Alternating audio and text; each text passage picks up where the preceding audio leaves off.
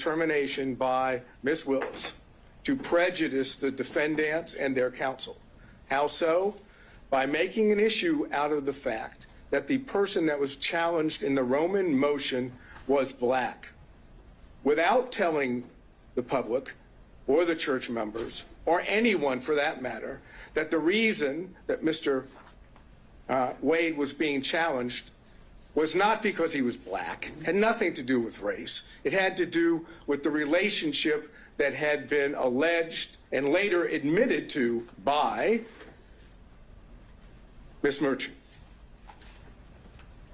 Ms. Willis took full opportunity to prejudice the defendants, and then comes along later in a pleading and says it wasn't designed or intended to be at the defendants at all, or the defense counsel, which with all due respect is just nonsense.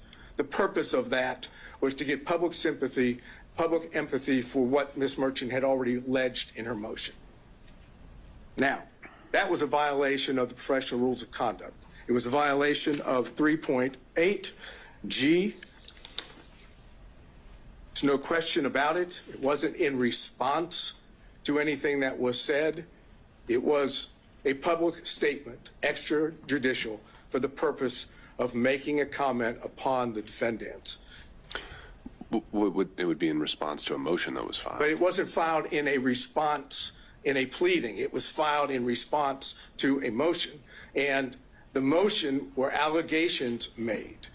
If Ms. Willis wanted to respond at that point, she could have said the facts of the matter. Instead, she misstated what the situation was, took advantage of the opportunity, an ethical violation, and the ethical violation makes it clear that you must refrain from making extrajudicial comments that have a substantial likelihood of heightening public condemnation of the accused.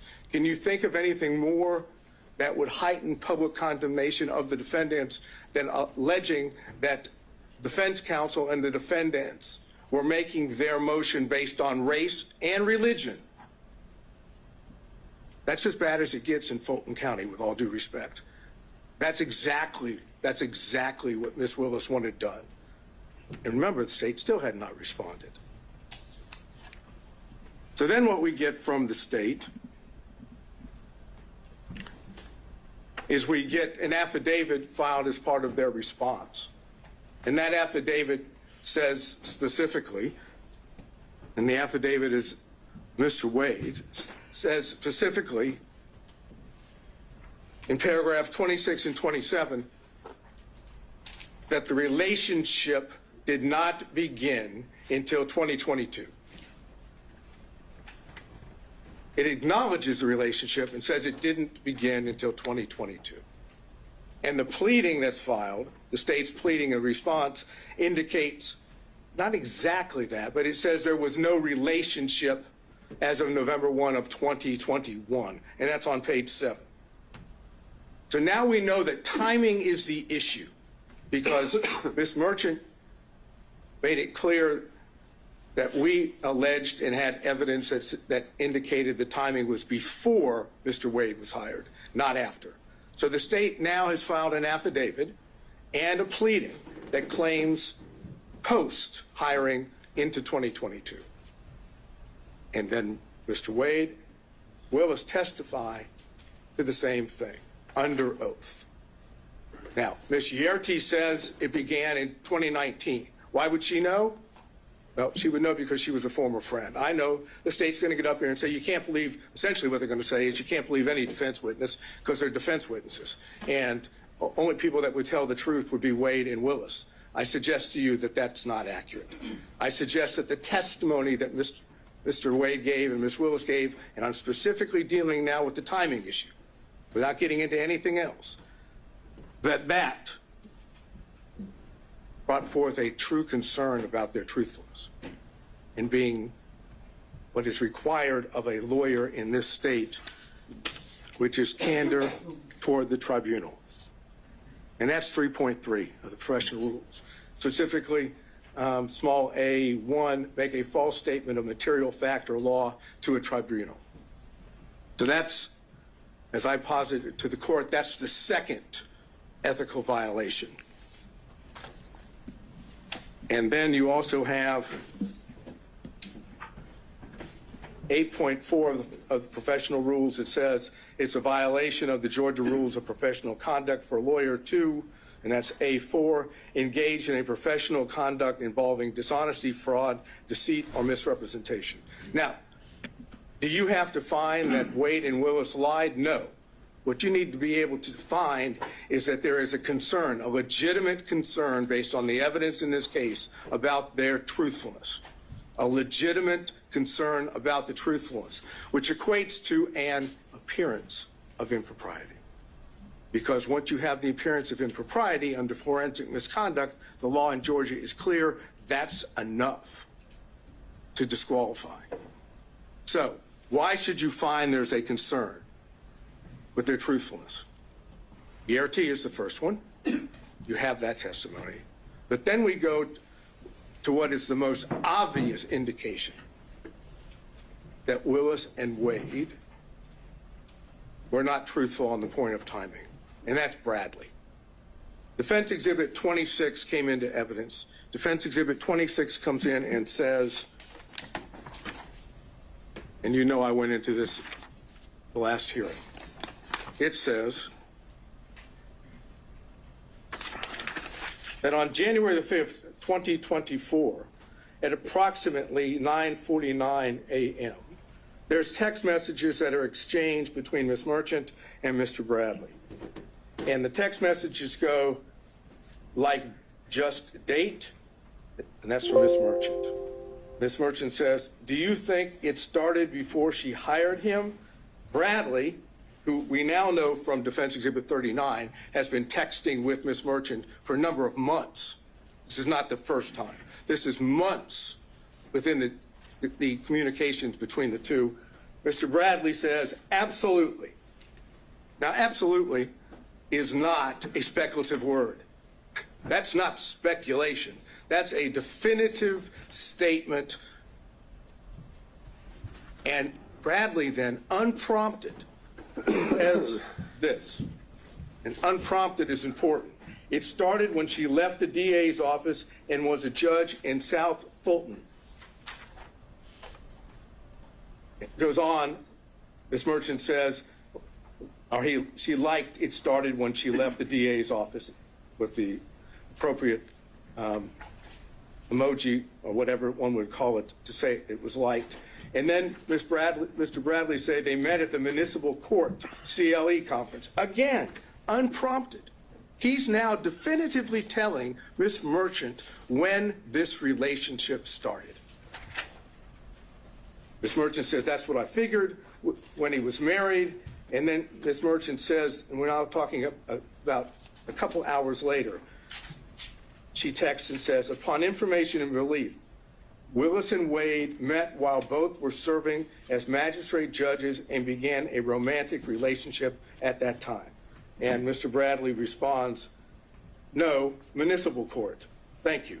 Doesn't say it didn't start then. He doesn't suggest that she's wrong other than magistrate court municipal. Now we have that, and it's in evidence. And what does Bradley do? He knows that he's put himself in a position that if he testifies truthfully on the witness stand, Your Honor is in a position to be able to find, if you choose to, that both Willis and Wade lied. So what does Bradley do?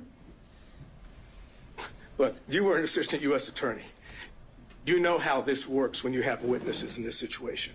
Mr. Bradley did everything he could possibly do to evade answering questions. No recollection, couldn't remember, it was speculation. Anything he could possibly say that would cause, Your Honor, not to believe that Bradley knew when this relationship started.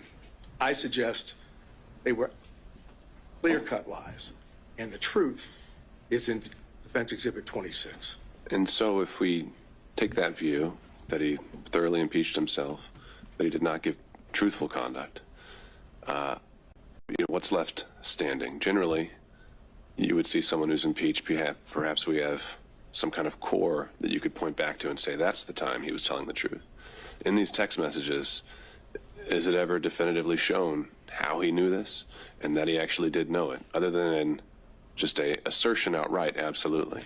Usually, if a state has a witness that goes sideways, they've got him locked in. They've sat down with a detective and got a full statement.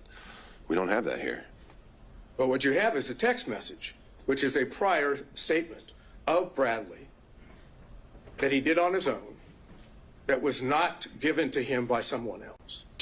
The only thing that the court has just noted is, how do we know he wasn't speculating? Because you don't have to accept the fact that he wasn't speculating. The cases that I provided, I think by email yesterday, the first dealing with that, you can disbelieve that testimony and draw a negative inference. That's the Ferguson case. On Lee, the other case, you can simply take the prior inconsistent statement as substantive evidence. It has the same value. And that's what I'm asking you to do, to take what was the unprompted statement in Defense Exhibit 26 of Bradley and take that on its face value, that that is an indication that Bradley in fact knew and had said he did. If you accept that, you have to have concerns about the truthfulness of Willis and Wade on the timing issue. And I don't know if this is something maybe one of your co-counsel were going to address as well. We heard about kind of the law that applies, how we're outside kind of the orbit of the core of cases we're used to dealing with here, where it deals with side switching or where someone is in the relationship, the client relationship. The proposition you're putting forward now is that if a representative of the state, a lead prosecutor, the district attorney themselves, says something that's untruthful on the record, that is something that immediately has to be proactively policed by the trial court. Is basically what I'm getting at is, where in the law do we find the remedy to an untruthful statement? Generally, we send you down the street to the bar, right? And that's why I gave you the cases of Registe and Edwards yesterday. While those aren't prosecutorial cases or dealing with prosecutors, they deal with counsel. And in both those cases, the trial judge found ethical violations on the part of defense counsel, or potential ethical violations. Went through the ethical violations and said, based on that, you're disqualified. You cannot be the attorney of record in this case. What's good for the goose is good for the gander. If defense counsel can be kicked off of a case because of ethical violations, I suggest the same thing can happen for prosecutors when the ethical violations deal with truthfulness, candor to the court, extrajudicial statements.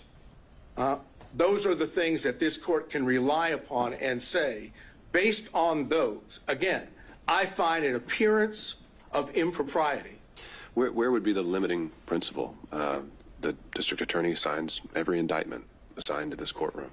Does that mean she's off every case? No, it would be when the... If I found that she's untruthful, is that what you're kind of suggesting, though? You don't have to find, again, I'm not saying you have to find she was untruthful or that Wade was untruthful. You don't have to make a finding of fact that they lied. All you have to do is make a finding of fact that you have genuine, legitimate concerns about their credibility, about their truthfulness. And once you find that, then you can apply Registe and Edwards. Well, but it's the same principle, though. If I have genuine concerns about her truthfulness on a particular occasion, how do those not spill over into every criminal case a district attorney brings? Well, it's because she testified under oath, and so did Mr. Wade. They didn't have to testify falsely. They could have testified truthfully. They could have indicated that the relationship, the timing was in fact before Mr. Wade was hired. They chose not to. And in that sense, that dishonesty, that constitutes a violation of their ethical responsibilities. This is not signing an indictment. This is not filing a pleading in which both sides have their own positions.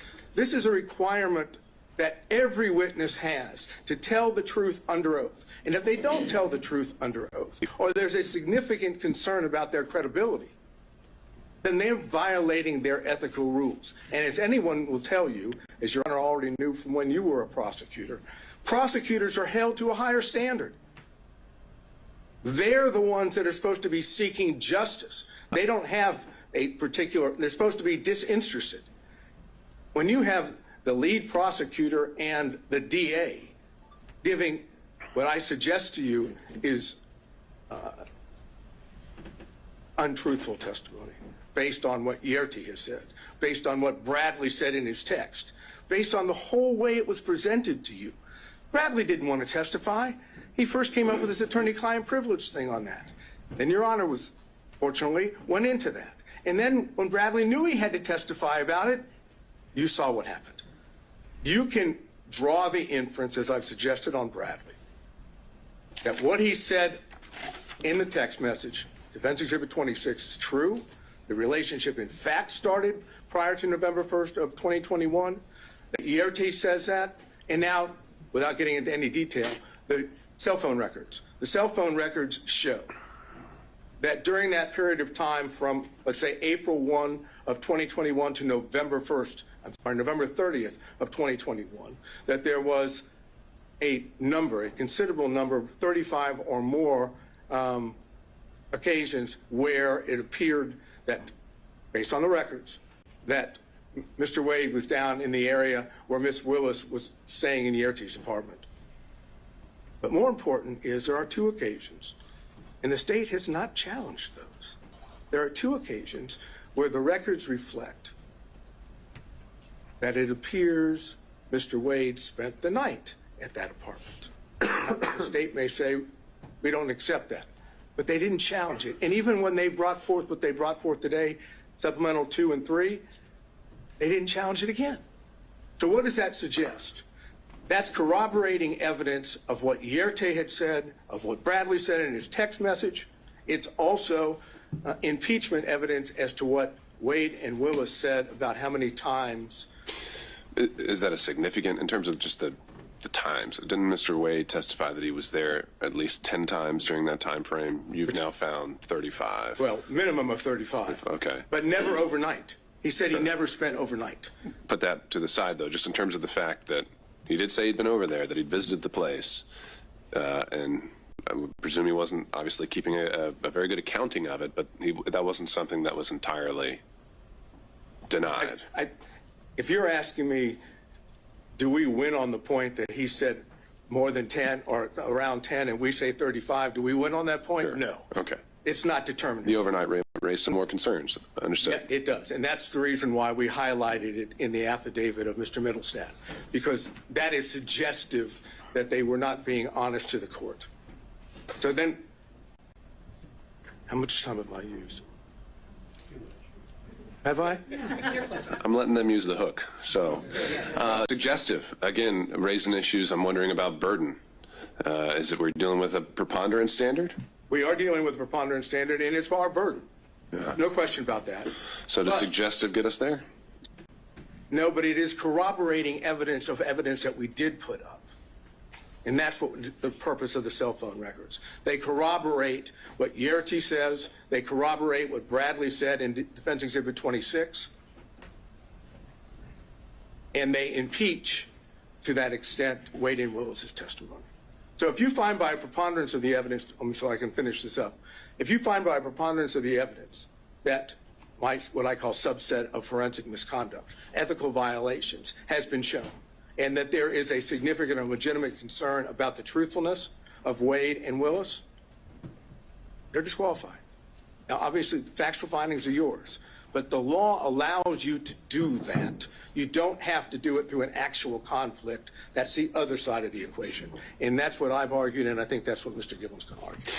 Before I let you go, though, this is an interesting classification. You're saying forensic conduct isn't just commenting publicly about the case indicating guilt. You're saying forensic conduct is just anything a district attorney says falls into that box? No, I'm saying that improper, that forensic misconduct as a subset of that would include violations, ethical violations, which impact the ability of the defendants to get a fair trial, as well as impact the court's ability to have faith that the prosecutors, these two prosecutors, are acting in good faith in their own conduct. Same idea dealing with, as I said, defense counsel in the two cases I mentioned. Ethical violations can give rise to disqualification, and I suggest we have that here. All right. Thank you, Mr. Sato. Thank you. Where's the shot clock when you need it? Right there. Your Honor, I want to address very directly here What we have is a systematic, continuous pattern, a calculated plan, evidencing a design to prejudice the defendants in this case, in the minds of the jurors. This is what we have seen. This isn't the problem that the district attorney has. It's not that the district attorney had some sort of brief off-the-cuff statement in an interaction with a reporter like in Williams. That's not what we have here. We have someone who sat down, wrote out her speech, wrote out her plan, who sat down for whether it's 2, 3, or 6 times with the editors of Find Me the Votes and told and got her message out about this case before it was supposed to be tried in this courtroom. And so that is the problem that we have. We have a pattern of forensic misconduct on behalf of Miss Willis. So, I mean, we have a pattern of public statements being made. I take it you or your team has dived in and read the book. I know she was asked about specific portions in it. The only case that I can find actually talking about when someone crosses the line on public comments is that Williams case. And it talks about there has to be an implication of saying the defendant, a particular defendant, is guilty. And it even denied it, right? So have you found any case in Georgia where they actually said that a prosecutor had gone too far in their public comments? Does one exist? Well, number one, thank goodness it doesn't happen often. Sadly, it's already happened here. Now, in Williams, the prosecutor had one response to an inquiry the court found it was improper, but did not have this pattern. Now, it doesn't necessarily mean a comment about the quote guilt or innocence, although that was the pattern in Williams. It's the improper comments by a prosecutor. For example, in Williams, they cite the nature and consequences of forensic misconduct in prosecution of criminal case, a 1955 Columbia Law School article, and how prophetic that was. When Williams cites that case in that law school article, they talk about an awful lot more than simply the comments about specific guilt or references to guilt. What you have here, Your Honor, is a comment, and we can't look at it doesn't apply only if a prosecutor said, I think the defendant is guilty in my mind. No, it's more pernicious than that. What we have here is someone who sat down and drew up a plan for 2 reasons. And what she did reminds me of what the court in Estes v. Texas talks about, and that is that pretrial can create major problems for a defendant, indeed more harmful than publicity during a trial, for it may set the community opinion as to guilt or innocence. That's what we have here. That's exactly what we have. And the court in Estes talks about the power of the television camera. So what do we have, and what did this prosecutor do? What she chose to do is sort of what was criticized by the Supreme Court in Shepard v. Maxwell. Legal trials are not like elections to be won through the use of meeting halls, the radio, or the newspaper. That's exactly what we have here. What we have is a deflection. What this is all about is more insidious than just making the comments that she's made. It's a deflection. What she chose to do was to say, okay, I have done my best to hide the relationship with Nathan Wade. And Nathan Wade has done his very best by filing false documents in his divorce case to hide his relationship with Miss Willis. Now, and so what did they do? Well, when Miss Merchant filed the motion to disqualify, now the game plan has to change. The game plan I call the deflection begins to take place. The deflection is when the district attorney sat down and wrote out. I'm sure the court has. When you look at that video, it's in evidence of her speech at church. She has written out everything, and she's reading from it. She chooses to deflect. The court asked earlier, wasn't she really responding to the motion that had been filed against her? Would that she had. Because if she had, she would have looked the members of that church in the face and say, there's been an allegation that I had a romantic relationship with Mr. Wade, and ladies and gentlemen of this congregation, it's true. She didn't do that. She chose to deflect and to do two things that are reprehensible for any lawyer, but particularly for a prosecutor. She chose to pull out the race card and the God card. That's what she did, and she wrote it out. She went on to deflect away from the allegations in the Wade motion, and she said, she's saying, why, in her talk, public discussion with God, why are they only attacking one, in reference to Mr. Wade?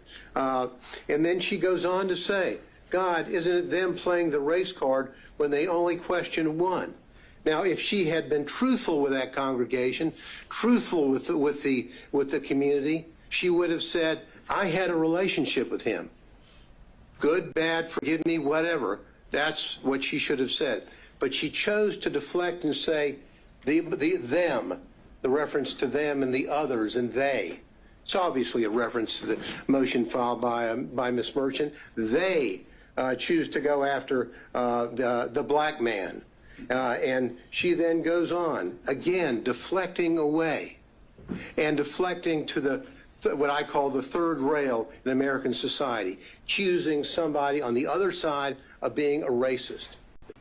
So-and-so is a racist. They're racist. She was the one playing the race card in a way to try to deflect from her own conduct. She goes on to say in discussions with the Lord, God, is it that some will never see a black man as qualified no matter his achievements? Again, the deflection. What is she saying? The listener is not necessarily in that audience in that church. The listener is at Fulton County. The potential jurors who will come into a courtroom and say whether or not they can fairly judge the evidence or judge the defense in this case. She chose to inject race into the minds of the listeners and virtually everybody in this community, and literally everybody in this country has reviewed and analyzed her speech that she made in a premeditated way. And in bringing in not only the race card, but also in bringing in the religious matter, this is exactly what Hammonds v. State in our Supreme Court talks about condemning as an inflammatory appeal to the jurors' private religious beliefs. Why would she do that? To deflect. But now, not only is she deflecting, but she is then going forward and, in a way, telling the community, telling the congregation that God is on her side, not on the side of these people. God, she said, and when she's talking, and she's saying, God, pray for their souls. I, meaning God, qualified you. I qualified your imperfect, flawed self. I see you in every hour. Do my work. As though she's telling the folks in her very, very, very implicit way, injecting into the minds of the jurors, God wants me to win this case. God wants me to prosecute this case. And why is he going, and why are these others going after the black man? Well, the answer is very simple. As we said in our brief, we didn't mention Mr. Cross, the white female, or Mr. Floyd, the white male, because there was absolutely no evidence, and is no evidence, of a personal romantic relationship with them in which he obtained these benefits. That's the reason why we did not do that. So she goes forward with her with the deflections. That's exactly what she does when she goes forward. And she talks about a planned interviews time and time again with authors of the book, Find Me the Votes, where she's talking about a case that's going to be tried in this courtroom. It's reprehensible. So in that specific, instance, setting aside the fact that she was willing to go on the record before a case had even reached the jury, what specific statements from that book do you contend cross the line? Well, for example, she's saying, she goes on to talk about all the calls that she gets from people calling her racial terms. All the calls are racist. What she's trying to do, and I think there's a reference in there to MAGA people, whatever. In that, what she's really saying is that those people calling me up and making those claims or those horrible racial slurs to me are really people on their side of the fence. That's what she's doing. And there's no reason, Your Honor, ever for a prosecutor to sit down and go forward with this kind of interview. She did it and find the votes. But then what really happened here is this hiding of the relationship. Because in hiding the relationship, they have done such a good job. Mr. Wade filed false documents in his divorce case. When on May the 23rd, May of 2023, talking about, have you ever had sexual relations with a person during the course of the marriage or including the period of separation? He's still married.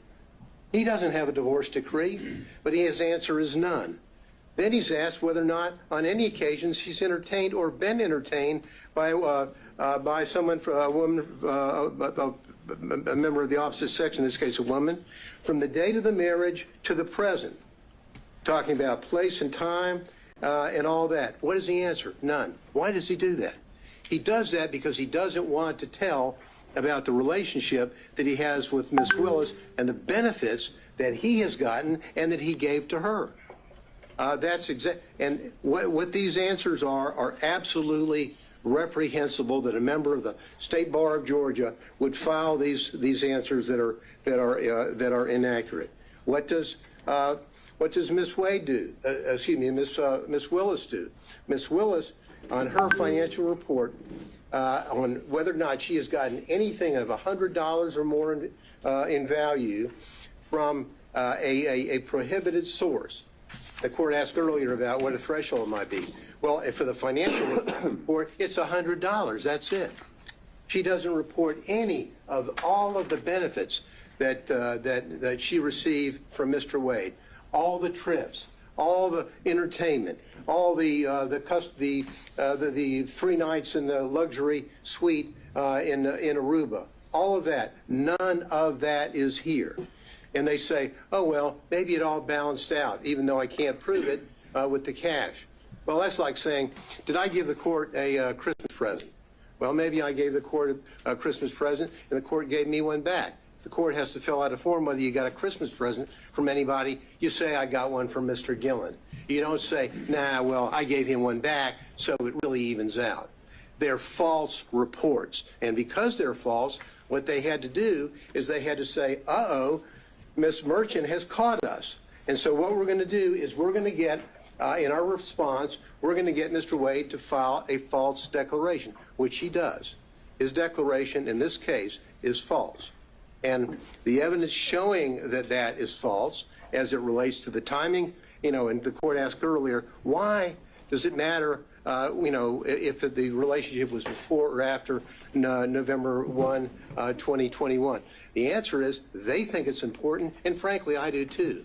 Because when she's hiring somebody and she's not telling the people who are going to be paying the tab up to $700,000, hey, I just hired my boyfriend who's taking me on trip to the Caribbean and taking me down to Aruba and taking me to California. Hope you don't mind.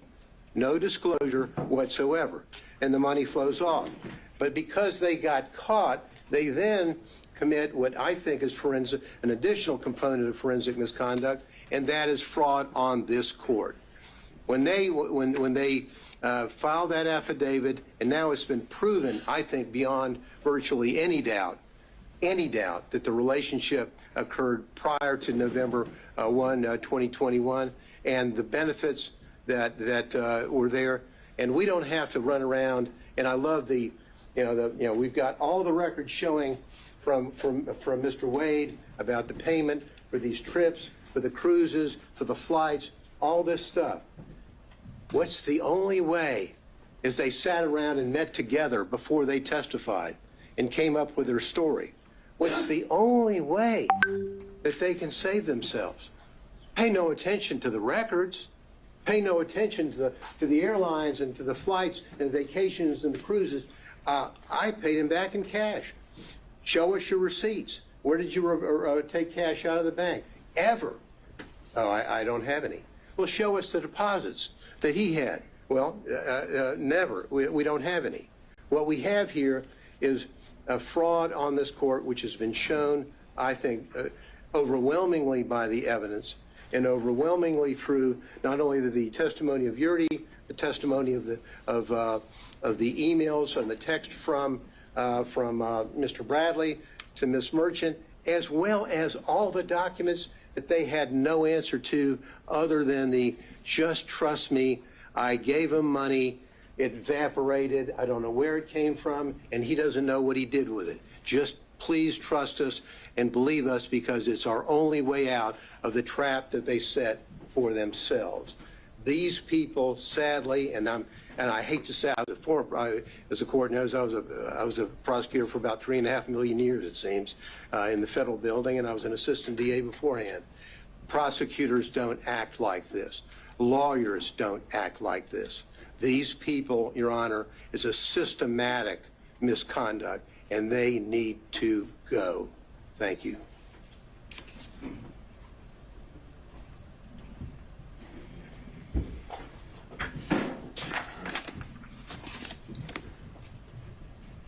Your Honor, I'm going to cover a few factual details without overly rehashing what has already been said.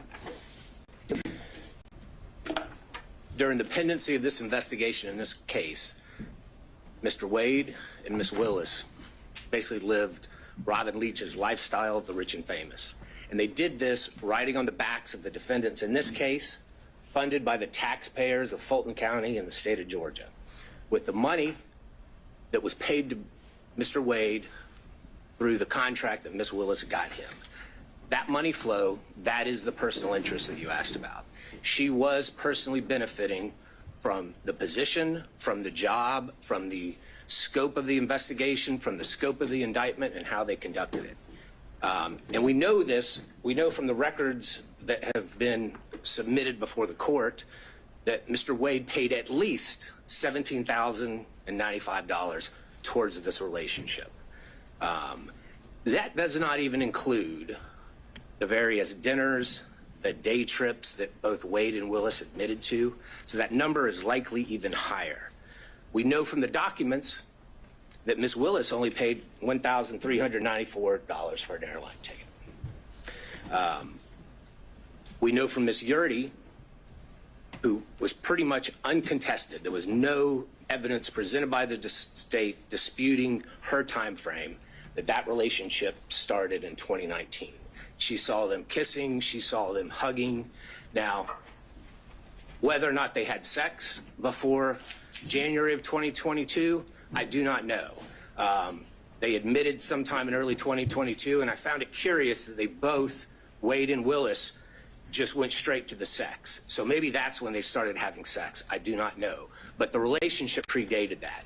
And their combined and overly suggestive focus on that is a red herring to this court and to the defense, that that's what they want you to focus on. They want you to ignore all the evidence that the relationship predated that. The relationship started in 2019. The relationship continued through 2020. The relationship continued through 2021. Looking at the cell phone communications, just in the first 11 months of 2021, over 2,000 calls, almost 9,800 texts. You know, I don't even think love-struck teenagers communicate that much. The November 29th and November 30th escapade, phone call from Ms. Willis, between Ms. Willis and Mr. Wade, 11:32 that night. Shortly after midnight, the phone starts traveling down from where Mr. Wade lives and ends up where Ms. Willis is staying, and he's there until roughly 4:55 a.m. None of the excuses, none of the explanations that Mr. Wade gave, go into the Porsche experience, go into dinner, going to the airport. None of that explains that. I'm pretty sure the Porsche Experience isn't open in the middle of the night. I'm pretty sure that there weren't any restaurants that he drove 30 to 45 minutes to go eat at in the middle of the night right after he talked to Miss Willis. Teenagers have a name for those kind of calls and those kind of escapades. I won't go into it. But the documentary evidence, the objective evidence, undercuts everything that both Wade and Willis said. When you look at Miss Yurdy, again, she unequivocally said that relationship began in 2019. She saw physical evidence of a romantic relationship. Mr. Bradley, in the text messages, which are substantive evidence, said that that relationship began in 2019.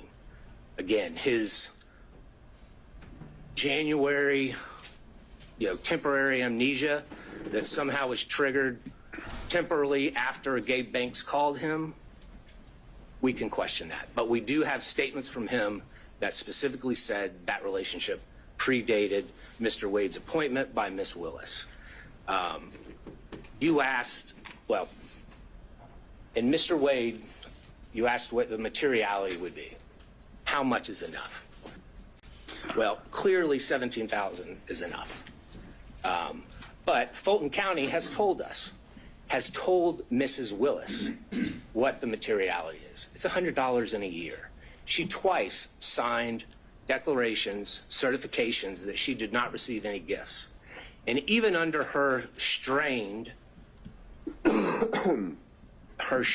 explanation, there were monies, there were gifts, there were dinners, there were excess contributions flowing her way that exceeded $100. Her excuse, her explanation, well, I just paid it in cash. That just does not stand to reason. It does not hold up to the light of truth. Anyone that has ever been in a money laundering trial, a forfeiture trial, if that's the explanation we give the state, they laugh. Oh, I just gave cash. I have no records for it. I have no source for it. The only thing that she could say that was a source for the money, because at times she said she was down to $500 to $1,000. The only explanation she had is, well, sometimes I go to Publix and I may get an extra $50. That shows up on your debit card or your credit card. Did they bring those records in? No. Did they bring her bank accounts in? No. Did they bring any documentary evidence in? No, they did not. And why is that important, Judge? Yes, the burden is ours. But under OCGA 24-14-22, if a party has evidence in such party's power and within such party's reach, by which he or she may repel a claim, and they had that power, Ms. Willis had that power, Mr. Wade had that power, that they can repel the claim that we have made against them, but they admit to produce it, or if they produce weaker evidence, then you, as the fact finder, Judge, it is in your power to disregard that, and a presumption arises that that documentary evidence that is in their possession that they failed to produce supports our claim. And that is something that the state relies on regularly in criminal trials. And that is something that the court should rely on in this case when formulating its factual findings.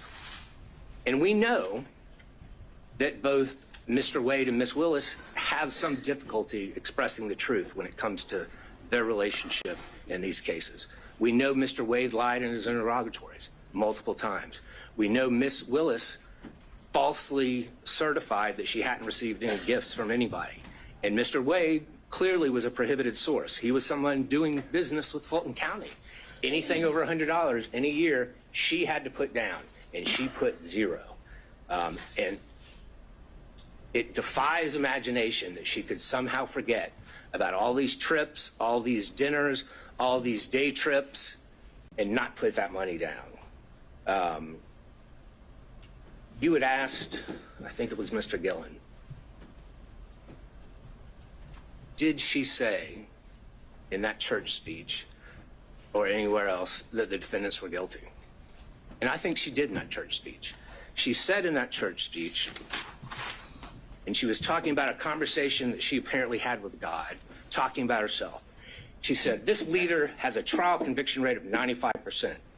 She said, the trial team this leader together has a conviction rate of 95%. I do not see how anyone, and I think that was purposefully intended by Ms. Willis, I do not see how anyone can listen to those two statements and not take that Ms. Willis is telling everyone in that church and everyone that's going to hear that in the media afterwards that these defendants are guilty. That is what she was saying. She is a prosecutor. She's familiar with the U.S. v. Berger. Every single attorney that's ever been a prosecutor is familiar with the dictates of that U.S. Supreme Court case. That is a foul blow. That is improper, and she violated pretty much every tenet a prosecutor must abide by to seek truth and justice in a particular case. So, Judge, when you're looking at this, the uncontroverted evidence shows that they had a relationship prior. The uncontroverted evidence shows that Mr. Wade lavishly spent on Ms. Willis. The uncontroverted evidence shows that the money that he was spending on Ms. Willis came from this contract that he had. And I'm not just talking about the contract as a special prosecutor, but there's also those other questionable contracts that no matter whom his partner seemed to be, they also got. There is a direct financial benefit that Ms. Willis received from this. And Judge, looking back at what Judge McBurney said, if merely hosting a fundraiser for a political opponent of a putative defendant creates not only the appearance but an actual conflict, then what Ms. Willis has done since then in this case creates an actual conflict. But again, as prior counsel has stated, we only need to show the appearance of a conflict. And we have done that by a preponderance of the evidence. In fact, I believe we've shown an actual conflict. But nonetheless, the result should be that Ms. Willis and her office should be disqualified from this case. We still have a few more minutes. I think Mr. Cromwell may have something to say. Thank you, Your Honor. Thank you.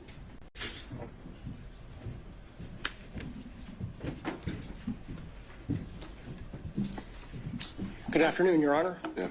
Harry McDougald for Mr. Clark. I'm going to talk further about conflicts, and I'm going to assume the most difficult standard for us to meet, which is actual conflict. But before I begin that, I want to add just a little bit to what has already been said about the standards that apply to prosecutors.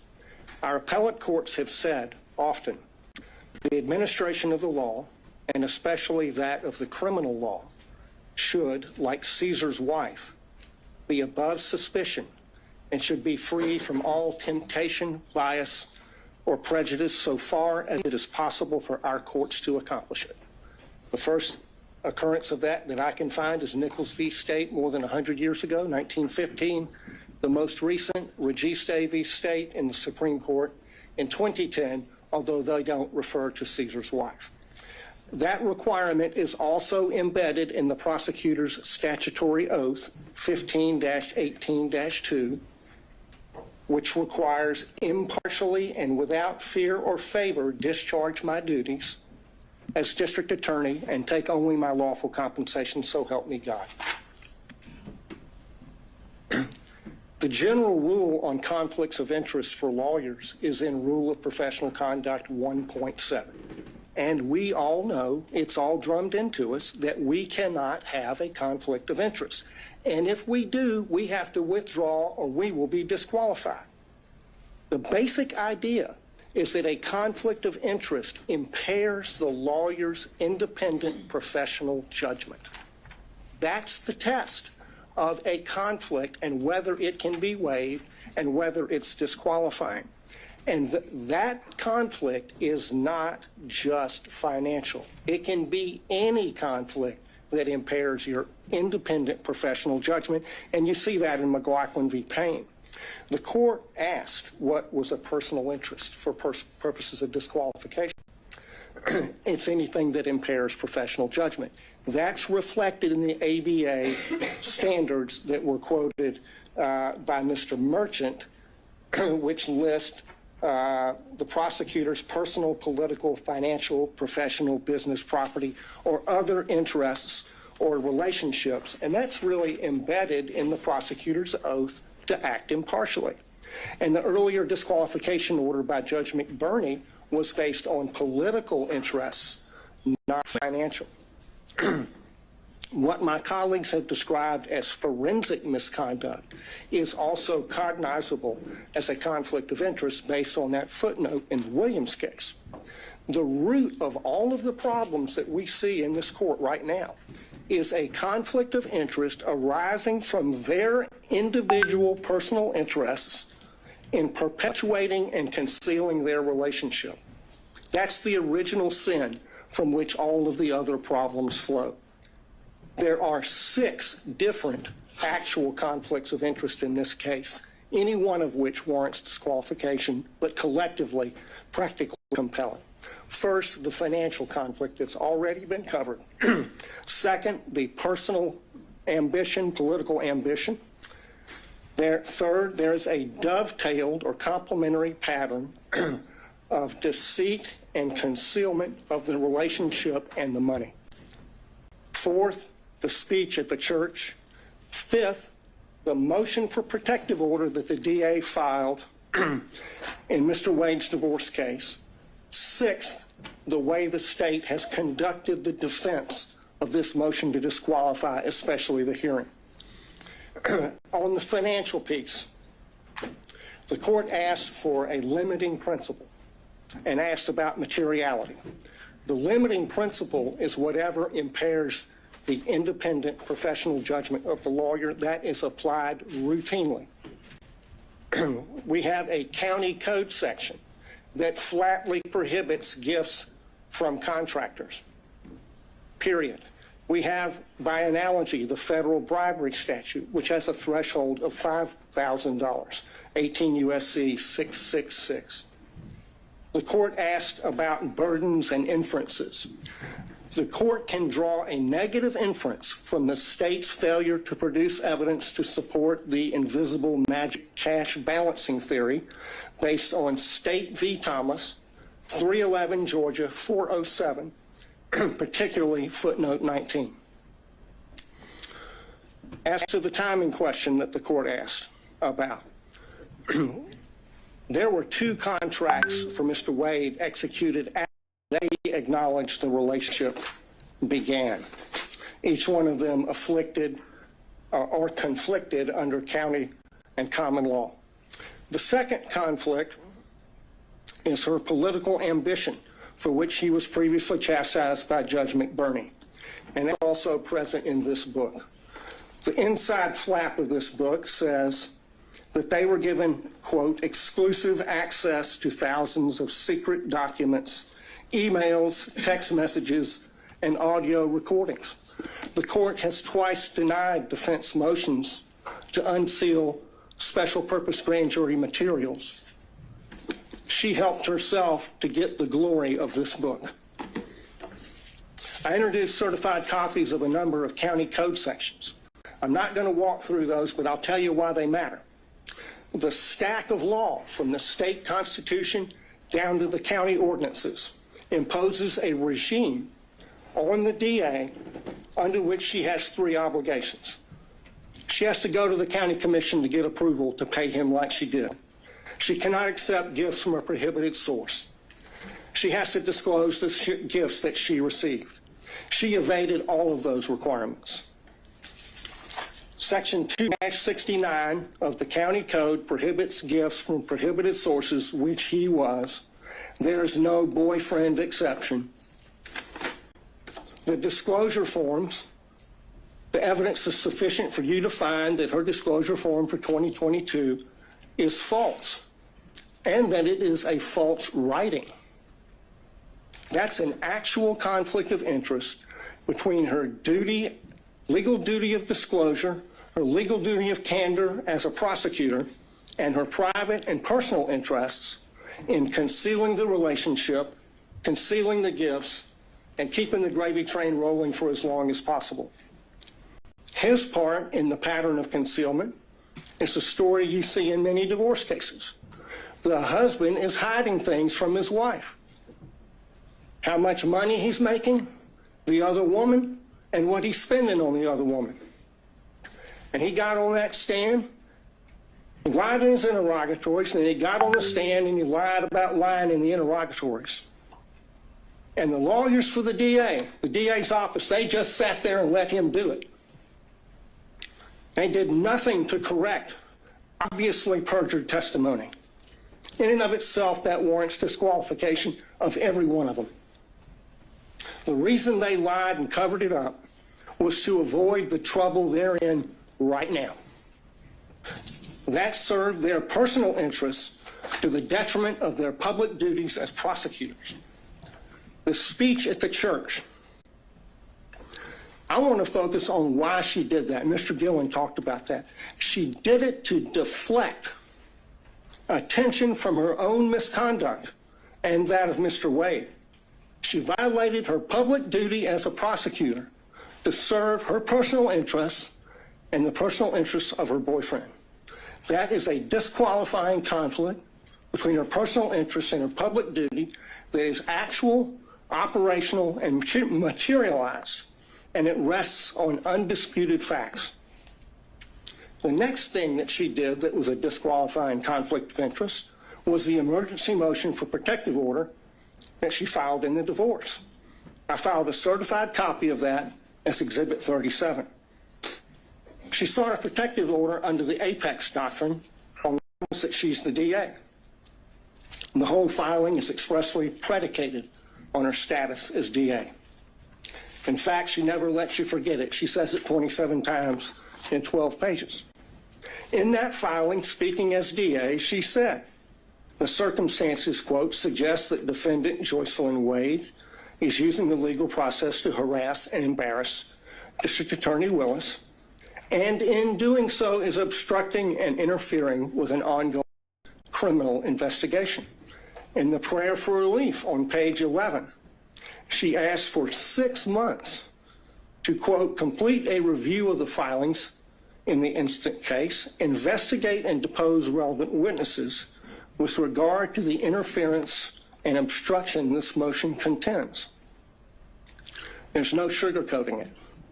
That's a clear violation of Rule of Professional Conduct 3.4H, which prohibits lawyers from making threats of criminal prosecution to gain advantage in a civil case. She abused her power. She abused her position to threaten her boyfriend's wife with criminal prosecution to gain advantage for herself and her boyfriend in her boyfriend's divorce. She violated her public duties not to make that kind of a threat in order to serve her private personal interests and those of Mr. Wade. Another actual operational conflict. The last category is the conduct of the defense of this hearing. There were a lot of objections made based on attorney-client privilege during Mr. Bradley's testimony. Most of those objections were made by the state, but the privilege being asserted does not belong to the state. It belongs to Mr. Wade. That shows that the DA's office is serving the personal interests of the DA and Mr. Wade in carrying out further concealment and cover-up of their relationship, and not the cause of justice they are sworn to serve. That is a conflict of interest. It's a continuation of the wrongful pattern of concealment and cover-up that they've engaged in since the beginning. But now they've enlisted the entire office in the enterprise. In the written response to the motion to disqualify, they said this, and I quote, "To be absolutely clear, there is no evidence that DA Willis derived any financial benefit from Mr. Wade." That's on page 15. Flat out false. 10 lawyers in this case put their name on that, starting with the DA. So throw another log on the bonfire of conflicts of interest.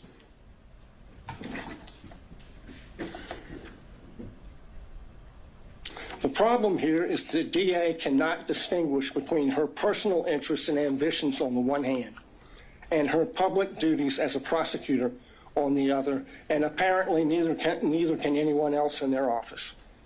Of the 6 conflicts I've identified, only one is subject to a conflict in the others.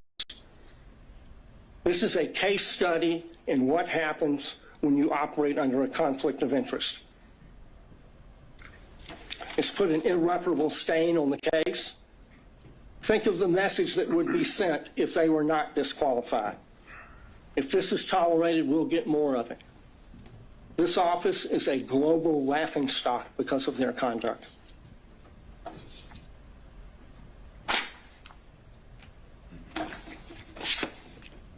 They should be disqualified and the case should be dismissed. Your Honor, there's not much oxygen left in the room.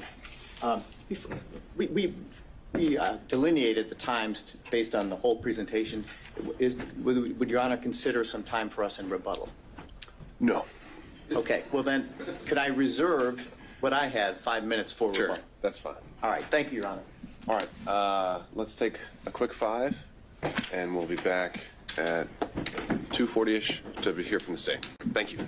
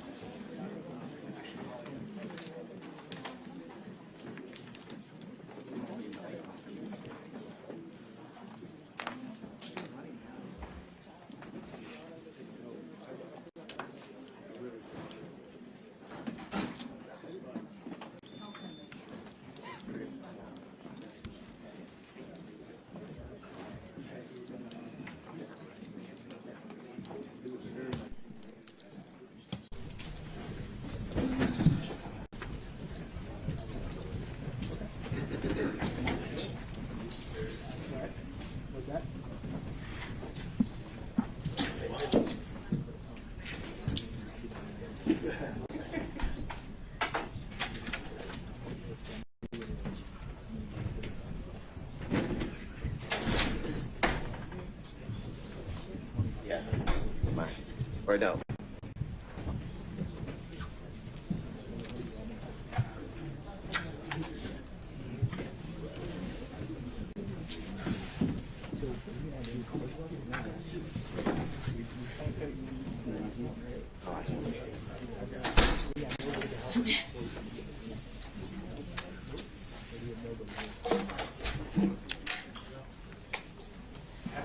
Sir.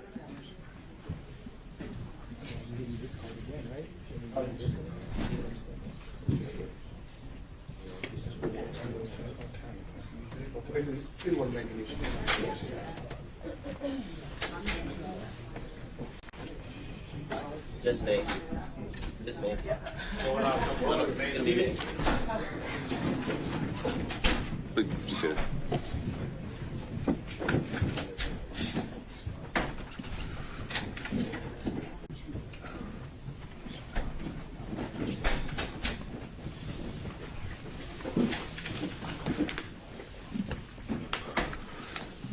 All right, we're back on the record. Stay ready. Yes, Judge. I just am trying to get to where I can share my screen. We need to add you as a host then. What's your profile name on the Zoom? Your screen name on the Zoom. Adam Abadi. All right, just making sure. Bear with us. Do you need it right away? No, I can start without. All right, floor is yours.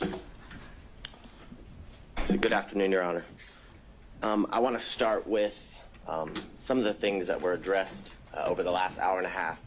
First, beginning with something Mr. Merchant referenced as it related to the comments that the state made in regards to the good faith basis in which was submitted to the court, in which defense counsel claimed the evidence would show. And I would strongly bring to the court's attention that the claims that were made were material misrepresentations. And what I will say to the court, and why I say that to the court, is because the representations made by counsel was that Miss Daisha Young, Miss Sonia Allen, Mr. Dexter Bonds, Investigator Hill, Investigator Green, Investigator Ricks, all of these people would be called, and Mr. Bradley would be able to impeach their knowledge by saying that he specifically in his presence or to him said that Miss Willis and Mr. Wade were in a romantic relationship, and that Miss Willis and Mr. Wade were cohabitating, that they all knew that. And I would submit to the court, we didn't hear from any of those individuals. Mr. Bradley impeached no one. And I say no one because he did not impeach Mr. Wade. In order to properly impeach a witness, you have to confront the witness with the specific statements. Mr. Wade, and you can look back at the YouTube of the entire hearings of the last couple days, Mr. Wade wasn't once confronted with a statement that he claimed or said, or that is claimed that he said to Mr. Bradley. The way you properly impeach somebody, you have to confront the witness. Here would be Mr. Wade, and once he makes a statement that you believe to be inconsistent, and you have a witness who can prove that inconsistency, that's when you call that witness. And when Mr. Wade was on the stand, not once was he asked, did you tell Mr. Bradley this in a confidential conversation in your conference room that was not covered under attorney-client privilege? That was not asked. The specifics of that conversation was not asked. So any testimony that Mr. Bradley testified to is impermissible. It is improper impeachment because they did not confront Mr. Wade with it. So that's where the state would begin with the comments that Mr. Merchant made about me referencing his wife as lying. I never called Ms. Merchant a liar. I never used those words.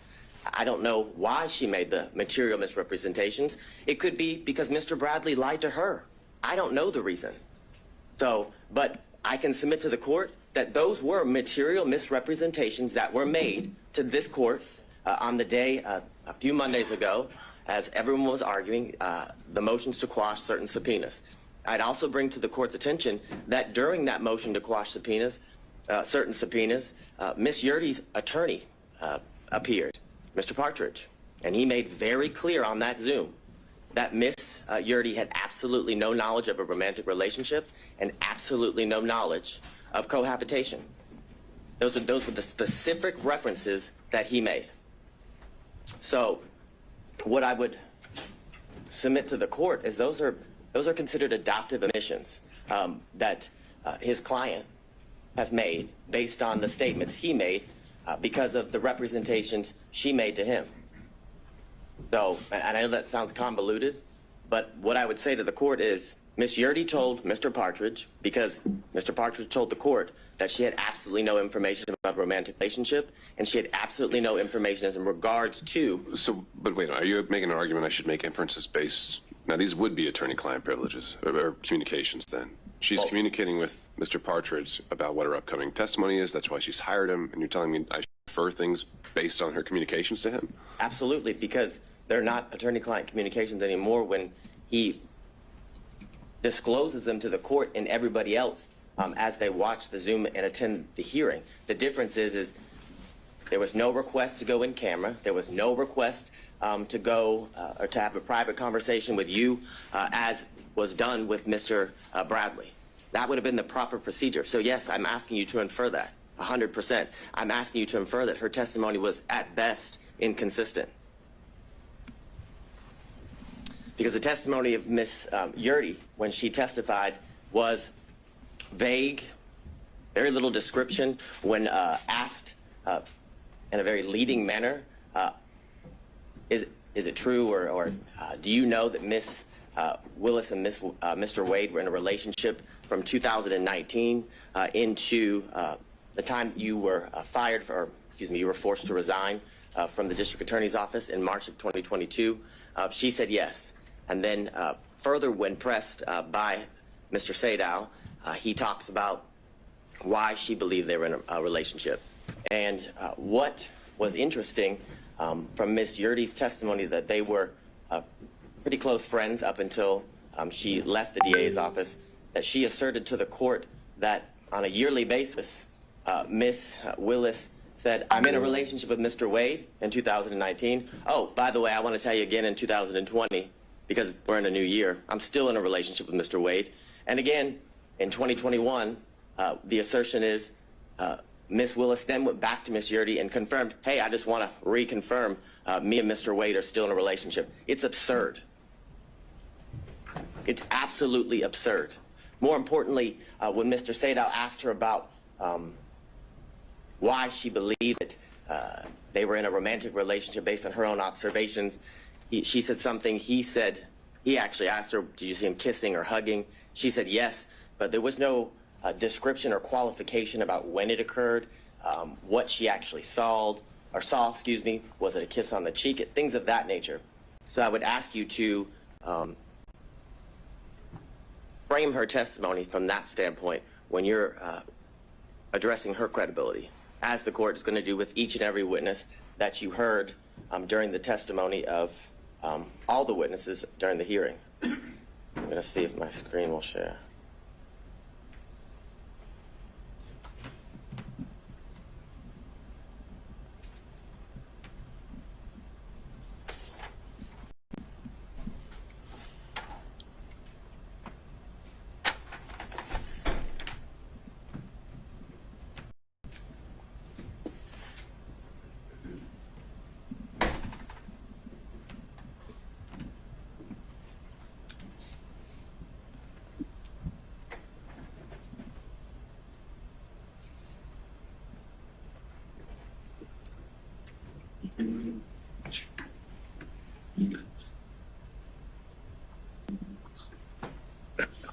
Now, I want to talk a little bit about the standard and the burden here in this instance as it relates to defense counsel and the claims that they have made in the motion to disqualify.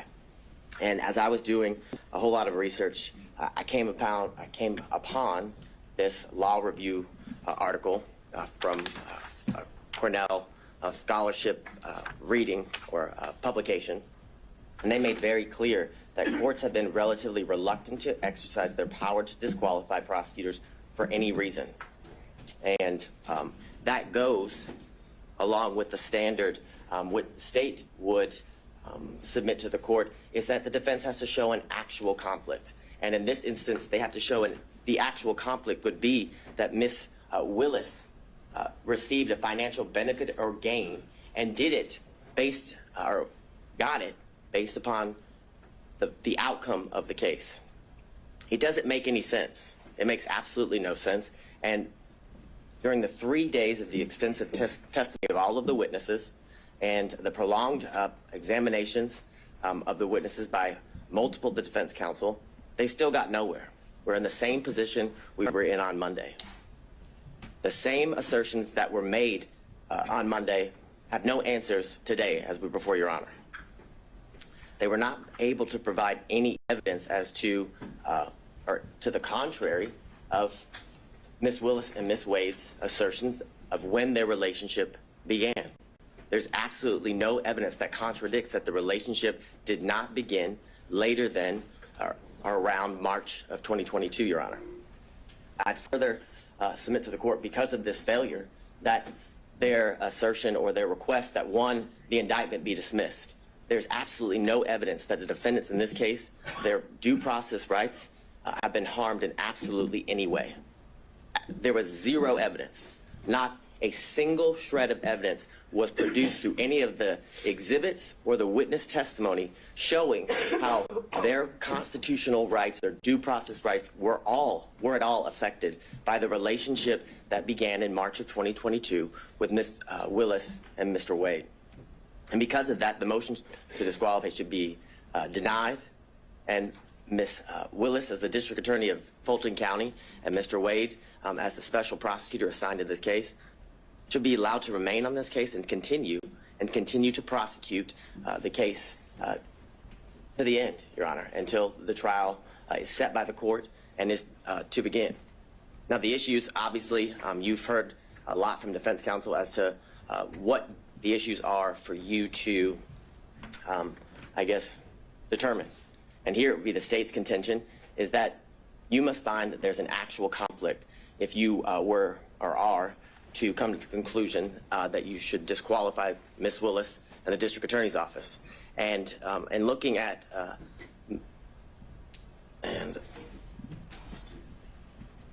what I think you're talking about, is this Ventura? It's McGlynn v. State, McGlynn v. State, 342 Georgia Appeal 170. It's a 2017 case. In that case, as it talks about the standard of proof that the defense, or the burden that the defense must show and go to show an actual conflict, is they say it's a high standard of proof, which is definitely not a preponderance of the evidence, which is a much lower burden for any party who's trying to meet that standard of preponderance. But it's clear that what the standard is that it's a high standard of proof for both when determining whether there's an actual conflict and when there's forensic misconduct that is found, Your Honor. And I want to go through some of the cases that defense counsel has referenced as they argued here today and in their filings. And I guess the bright line standard, or the standard and the grounds for which disqualification is appropriate for Your Honor to be determining in all of the cases as it relates to disqualifying the elected district attorney, is you either find that there's a conflict of interest or that there's been some sort of forensic misconduct. Those are, I guess, the two areas that, Your Honor, that is in your purview when you are looking to resolve an issue regarding disqualification. Now, in a recent case, Lee v. State, which is 224 Georgia, Lexus 31. It's a February of 2024 case here out of our appellate courts. And in that case, Justice Pinson wrote that a trial court did not abuse its discretion by failing to disqualify an assistant district attorney absent an actual conflict of interest.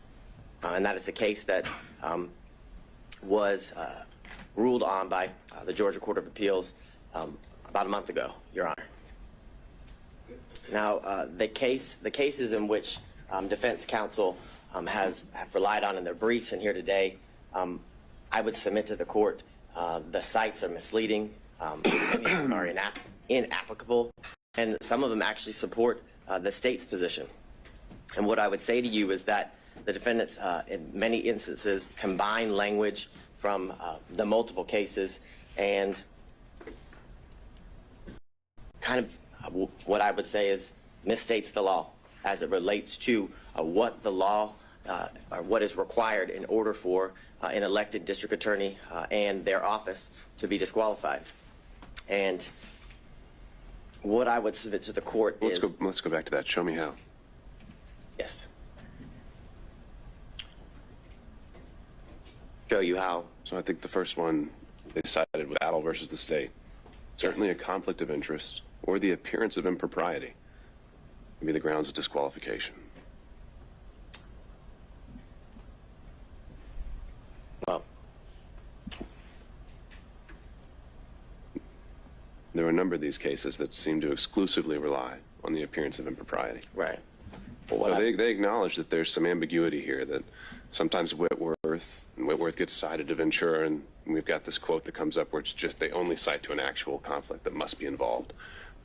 They acknowledge the ambiguity. You're saying there's no ambiguity whatsoever. I am saying that, and why I am saying that, why I would submit that to the court, is in all of those cases, they do reference the appearance of an impropriety, but they reference that because they also find there's an actual conflict in each one of those cases. So your position would be, your review of the case law, there's never been an appellate opinion that relied only on an appearance of impropriety. As it relates to a prosecutor or district attorney, yes, that is what I'm saying. What I would say is in those cases, they do reference the fact that there is an appearance of impropriety, but they reference that fact because when you have an actual conflict, there's always an appearance of impropriety. And those are what those cases stand for. And I guess that is the main example of what I reference as they kind of combine the language from separate and different cases and tell you that the standard is an appearance of impropriety. And I would submit to the court that is not the standard.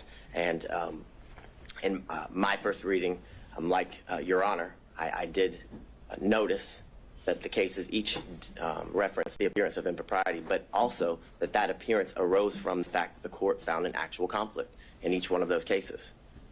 So I won't belabor the point in going through all of the cases that the defense had cited, but what I would submit to the court in reading those cases is that I found that they kind of fell into 5 categories, that some that didn't concern disqualification at all, some that determined or that were about, I call it divided loyalty, which is a conflict that arises from representing becoming a prosecutor and then having represented the defendant prior to becoming a prosecutor, and then whether there's an actual personal interest in the outcome, and then other talk about whether the defendant was denied a fundamentally fair trial at the conclusion and of the case after conviction.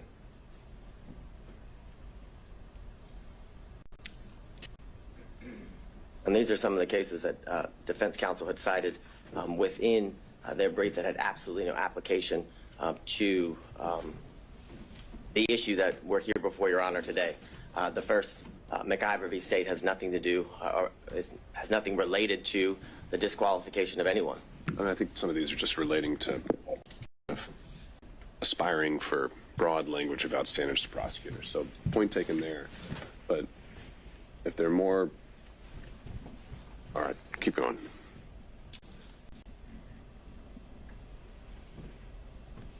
So as it relates to one of the cases that was referenced here earlier and is also referenced in some of the briefing by defense counsel is the Regestive v. State, which is 287 Georgia 542, and all of the cases that fall under this, what I would call category, is about a attorney who formerly prosecuted a defendant in I guess the same type of case or the same case or similar charges.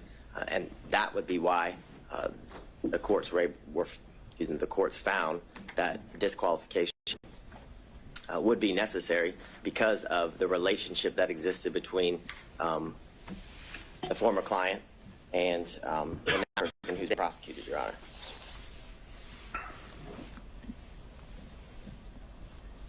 The next series of slides just goes through what has been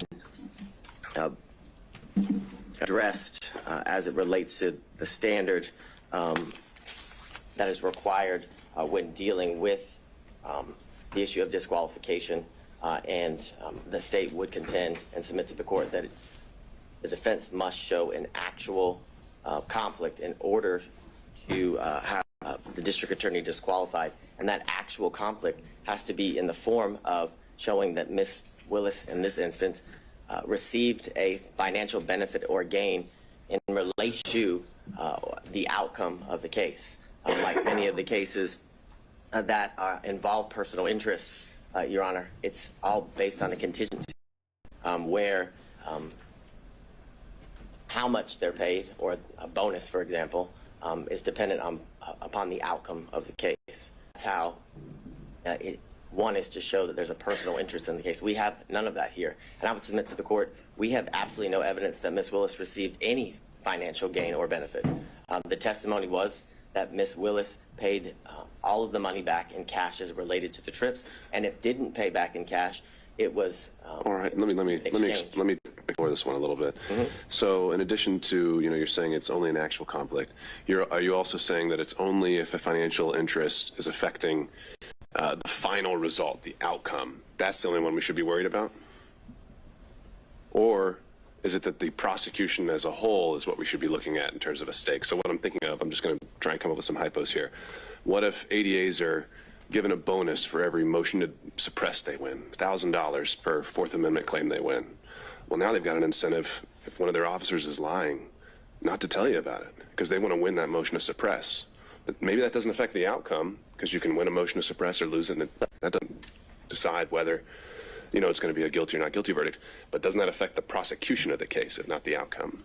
Yes, I would definitely agree that that would be an instance where disqualification would be necessary and appropriate, because it's a situation that involves a contingency fee, and I would submit to the court that it does end up affecting.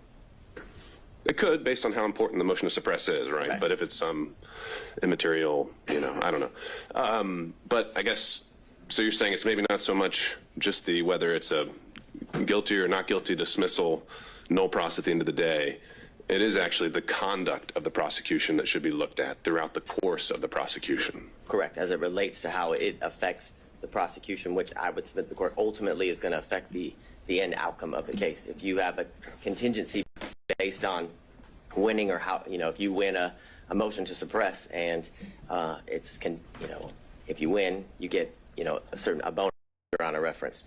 I think that is ultimately going to affect the end outcome of the case, because as Your Honor just said, if there's an instance where an officer is lying, or where there isn't a good faith to go forward with that motion, the prosecutor would go forward with regardless, because of the contingency fee, which not only affects the prosecution at that point of the proceedings, but ultimately is going to affect the entire case, because if they were to win a motion to suppress, or I guess the motion would be denied and the evidence wasn't suppressed, knowing that they didn't have a good faith basis to go forward affects the ultimate outcome of the case.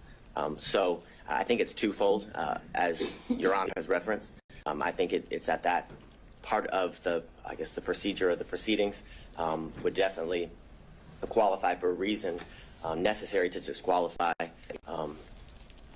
a prosecuting agency, but ultimately that action during the procedure will lead to the ultimate outcome of the case being or hinging upon a contingency fee like the ones in the cases referenced by counsel and the state that are on the screen.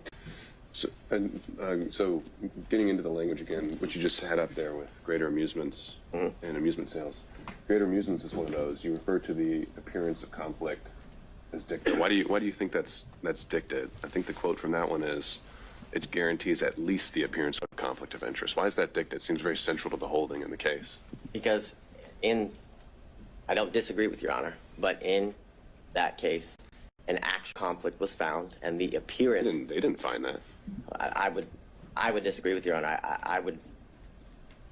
My reading of the case is that an actual conflict was found, but because of that actual conflict, an appearance of impropriety was seen, and that's the reference, or why the state referenced that case in relation to the argument that an actual conflict is required.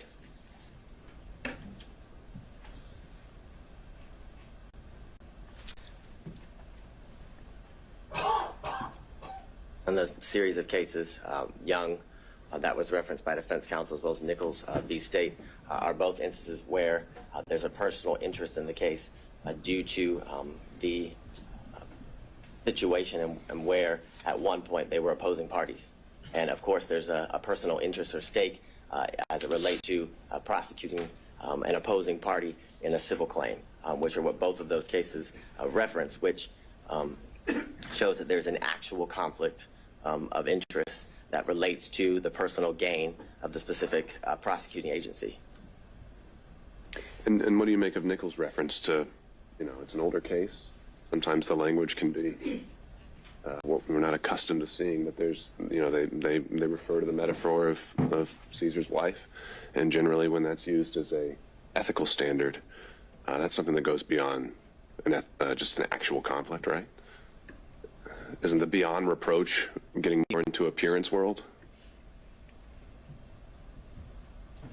Is it getting beyond? No, isn't getting into the appearance aspect of things when we're talking about Caesar's wife. But I think it goes beyond that based on the language of the holding in that case, where it literally said the individual had a personal interest in obtaining a fee by forcing a settlement in the civil case and using the criminal case as leverage. So that's not an appearance of impropriety. That is an actual conflict of interest in which arises because of the individual's personal stake in the end outcome of the case, Your Honor. So that's how I would differentiate, I guess, the representations of defense counsel as it relates to the standard or the burden that must be shown, and why the state would submit to the court, and the most recent ruling out of the Georgia appellate courts that an actual conflict is required to be shown. So I'm going to skip through these series of slides. You've heard all about Whitworth.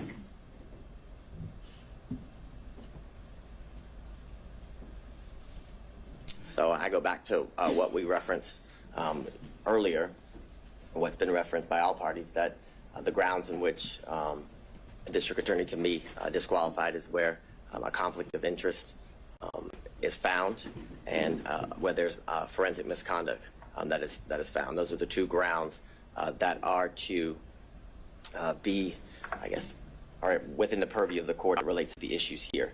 And again, I go back to the most recent case that was Justice Pinson wrote about, and that there must be, that by failing to disqualify the assistant district attorney absent an actual conflict of interest. I think the language there is very clear, and I think it's very controlling, and I think it's purposeful, I would submit to the court, because an actual conflict of interest is what is required in order for a district attorney to be disqualified, because the cases make very clear, and through the precedent relating to this issue, that a disqualification of a district attorney is the last, for lack of better words, ditch effort that should be exercised as it relates to the court in curing certain conflicts that may arise. I think the case law is very clear that every effort is supposed to be made instead of, or I guess in lieu of, disqualifying the district attorney unless an actual conflict of interest is what's found here. And it can't be cured.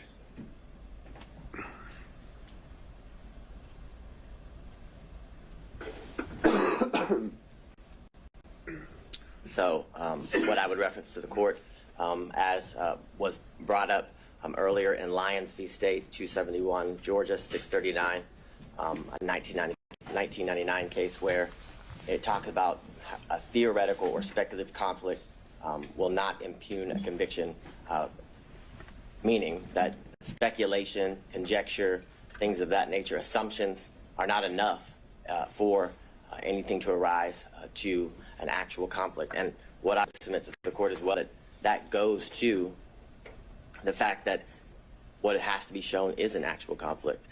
If it's speculation. Is there any qualifier there, though, that's in a post-conviction context? So we're talking about, competent evidence. We're obviously in a pretrial phase here. I've wondered how much import to give that sentence when we're in a pretrial realm. That's assessing whether to overturn a conviction, and usually that's kind of an entirely different standard where we assess as a totality. Was there a fair trial? Is there harmless error? I know there's no harmless error when it comes to disqualifications, but just a thought, if you have any reactions. Well, I think what Your Honor said is pretty on point in the sense that if it's found that if the trial court either applied the wrong standard or should have disqualified the district attorney, it leads to an automatic reversal, like you said, and it goes back to the trial court. And I think that is very enlightening in the sense that that's only done if an actual conflict is shown, and the fact that it can't just be theoretical, speculative, or assumptions that would lead to the appearance of impropriety, the appearance of a conflict that would lead to I guess just that. I'm borrowing kind of from, as we've been doing the other pretrial motions, special demurrers seem to get different treatment pre-trial and post-trial. Post-trial, they get more of a pass unless you can show some issues, and I'm wondering if that same principle applies here with disqualification. Well, and but I don't have the answer to that. Well, what I would also say, and I don't remember the exact line, but I know there in Judge McBurney's order, he does address some of the concerns as it relates to the standard as it is applied post-conviction versus pre-trial during pre-trial issues. And what I would say to the court is that. So you're citing that in support? Because I didn't think the state was all that pleased with the analysis he applied. Well, what I'm citing. Legal analysis, that is. I'm citing what you specifically referenced as to the standard that is to be applied pre-trial and post-trial, whether it makes a difference. And what I would say to the court is the answer is no, as it relates to the speculative nature of the allegations or the claims made by defense counsel as it relates to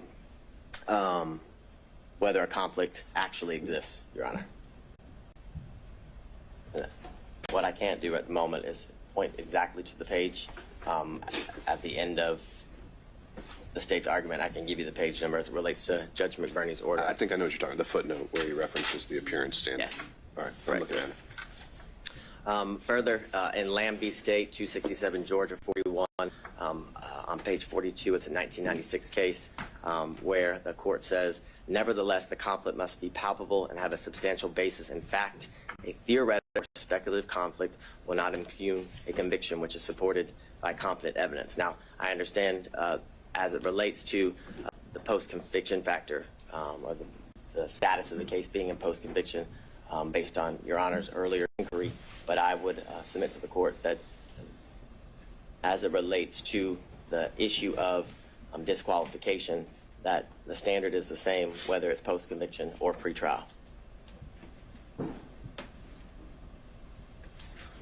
In Bloomfield v. Bornstein, which is 247 Georgia 406, the 1981 case. In that case, it says the appellees have not shown us a case where a per se rule was applied to disqualify an attorney on the basis of an appearance of impropriety alone. The Georgia cases cited by the appellee do not stand for the proposition that a trial judge is authorized in Georgia to disqualify an attorney only on the basis of an appearance of propriety, which further goes to the state's submission to the court that the standard is that an actual conflict must be shown, and that conflict that arises shows there's a personal stake of the district attorney as it relates to their personal financial gain that's being alleged.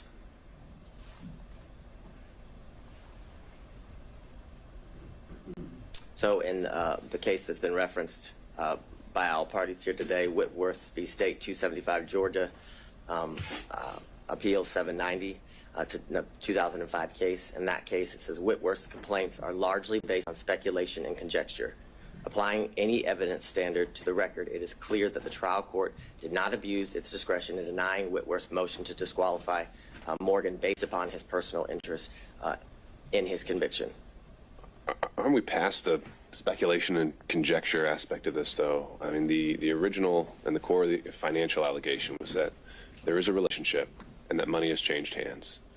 There's maybe still an open question of where the ledger stands, but I think it was conceded that that balance could run in one way or in the district attorney's favor. Is that contested? Yes. What's not contested is that a relationship did develop between and that purchases were made forth. That's the state's position. That is the state's position, but they were made back and forth. The purchases were made back and forth, either to equal the money that was spent by one party or the other, and if that wasn't done, cash was exchanged in order to equal the costs that were paid by either one of the parties. Right. But that's a facted issue, whether it was, split even, or whether it goes a little bit one way or another, or whether it's all the way $10,000 one way or another. That's a fact and issue as a result of the hearing, but it's no longer just the theory that money changed hand is no longer speculation or conjecture. Well, I agree that money actually changed hands is not speculation and conjecture, but whether that money that changed hands had any financial benefit or gain to the district attorney, that is all speculation and conjecture. I would submit to the court. Absolutely all speculation and conjecture to harass and honestly embarrass the district attorney based on some of the questions that were asked that had absolutely nothing to do with the proceedings that we were here. For example, the lien on her alleged house, that was highly irrelevant, had nothing to do with the proceedings and the exchange of money between the district attorney and Mr. Wade. The point of that line of questioning was to, again, embarrass and harass the district attorney in a way that was very public, and in a way that was to impugn her character as it relates to that line of questioning in front of the court, in front of anyone watching the proceedings as it unfolded. And the language in Whitworth, I would again submit to the court, requires that an actual conflict must be shown, which is why the reference to speculation and conjecture is again a reference, because speculation and conjecture leads to or equals an appearance of impropriety, not necessarily an actual conflict, which I submit to the court is what is required based on the case law.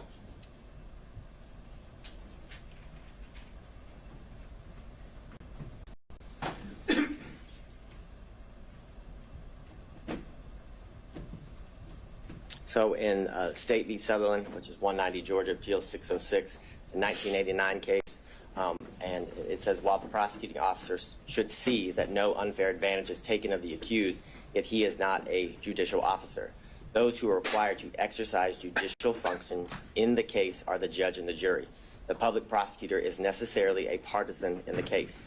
If we were compelled to proceed with the same circumspection as the judge and jury, there would be an end to the conviction of criminals, which goes to the premise that the appearance of impropriety is to apply to judges, not prosecutors. Because if that standard was to be applied in the manner in which the Sutherland case is referencing, then there would never be a criminal prosecution, because the state is always going to appear biased as it relates to getting justice for the victims or righting the wrong as it relates to the crimes in which the defendant is been indicted or accused of.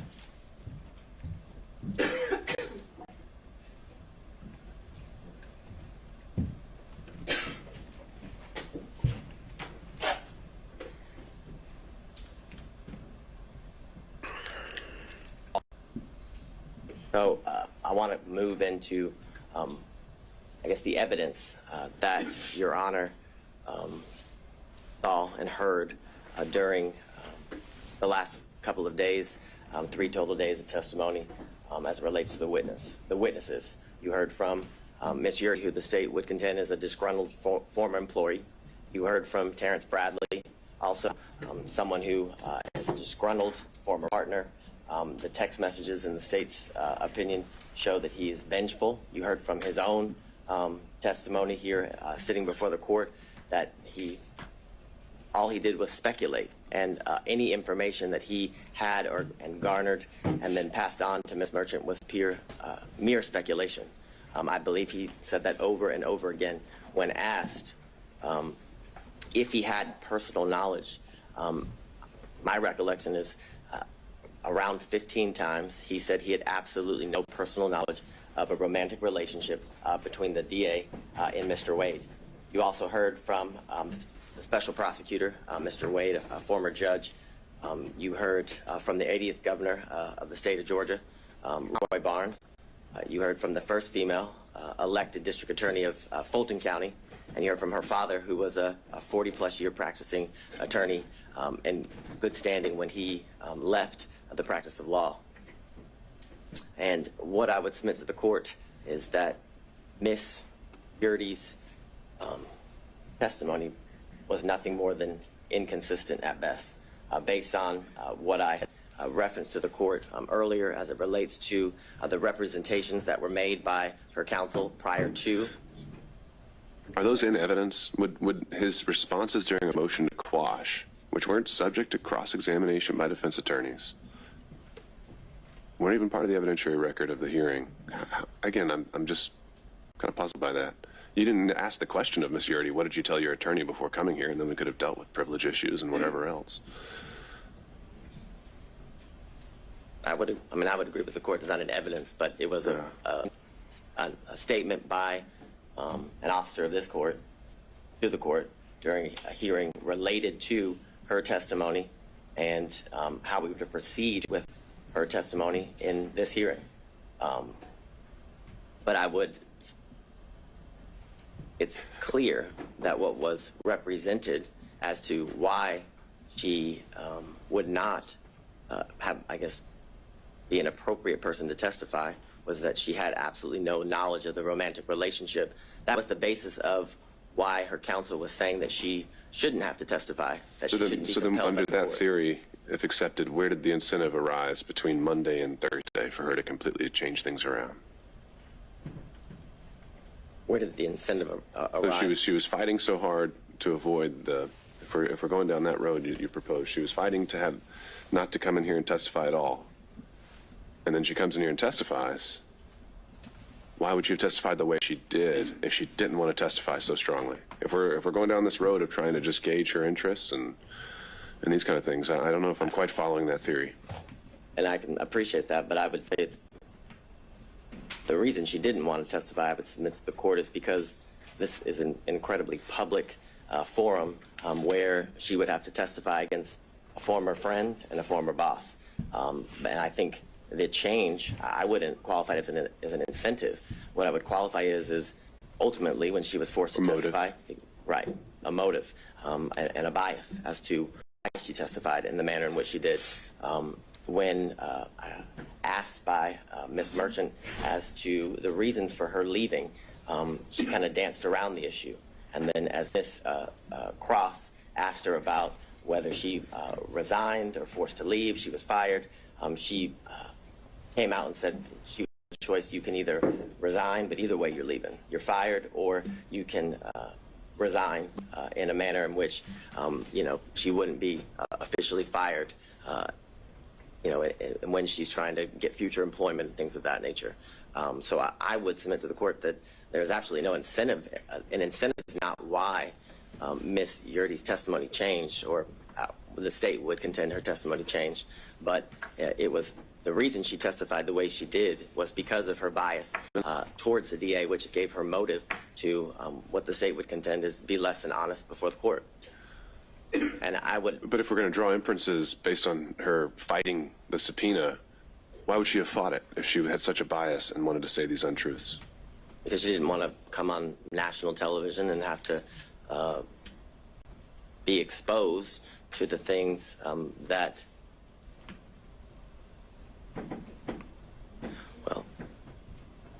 I don't know anybody who wants to testify before a court in a normal trial, a normal proceeding, but one of what I would qualify in this high-profile nature, where everybody would be able to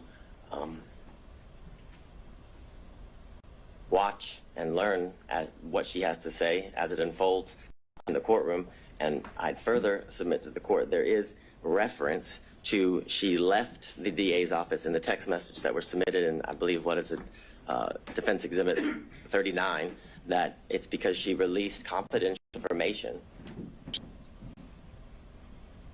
in the DA's office, from the DA's office, that led to her firing, that she wasn't. And I know I'm just because it's more conversational, which I appreciate. I know I might be getting you off script, so I don't want to use up all your time if you need to do other things. Next, Terrence Bradley, and I believe the one thing that the state and defense counsel can agree on, that he was less than honest at times during the proceeding and during his testimony. He, when pressed or asked by Mr. Sadow why he was fired, he basically chalked it up to a dispute between partners in a business. But when pressed by Ms. Cross, it was clear that that wasn't the reason. And what I would submit to the court, what has been referenced by defense counsel as baffling as to why the state would go into such a topic area. The state, as all counsel has when appearing before the court, has a duty of candor. And when Ms. Cross knew she was going to have to cross Mr. Bradley, she knew he lied. And she had a duty of candor to the court, in the state's opinion, to expose that. More importantly, it goes to his credibility. The statements that had been represented by defense counsel that he allegedly had made in the past. So it was important to bring that to the court's attention, because when a witness is testifying, the court is assessing their credibility and determine whether to believe the veracity of the statements made by the witness or not. So that is the most important factor when determining whether somebody is telling the truth or a lie. Furthermore, he reluctantly, when pressed, he admitted that he paid off the assault victim. You know, eventually it started with an escrow account and led to he did pay off the victim in that case. He testified over a span of 3 days, and like I referenced to the court, he must have said 15 times that he had no personal firsthand knowledge as it relates to the relationship between Ms. Willis and Mr. Wade. More importantly, when pressed by counsel, he could not pinpoint a time in which he knew that the relationship occurred.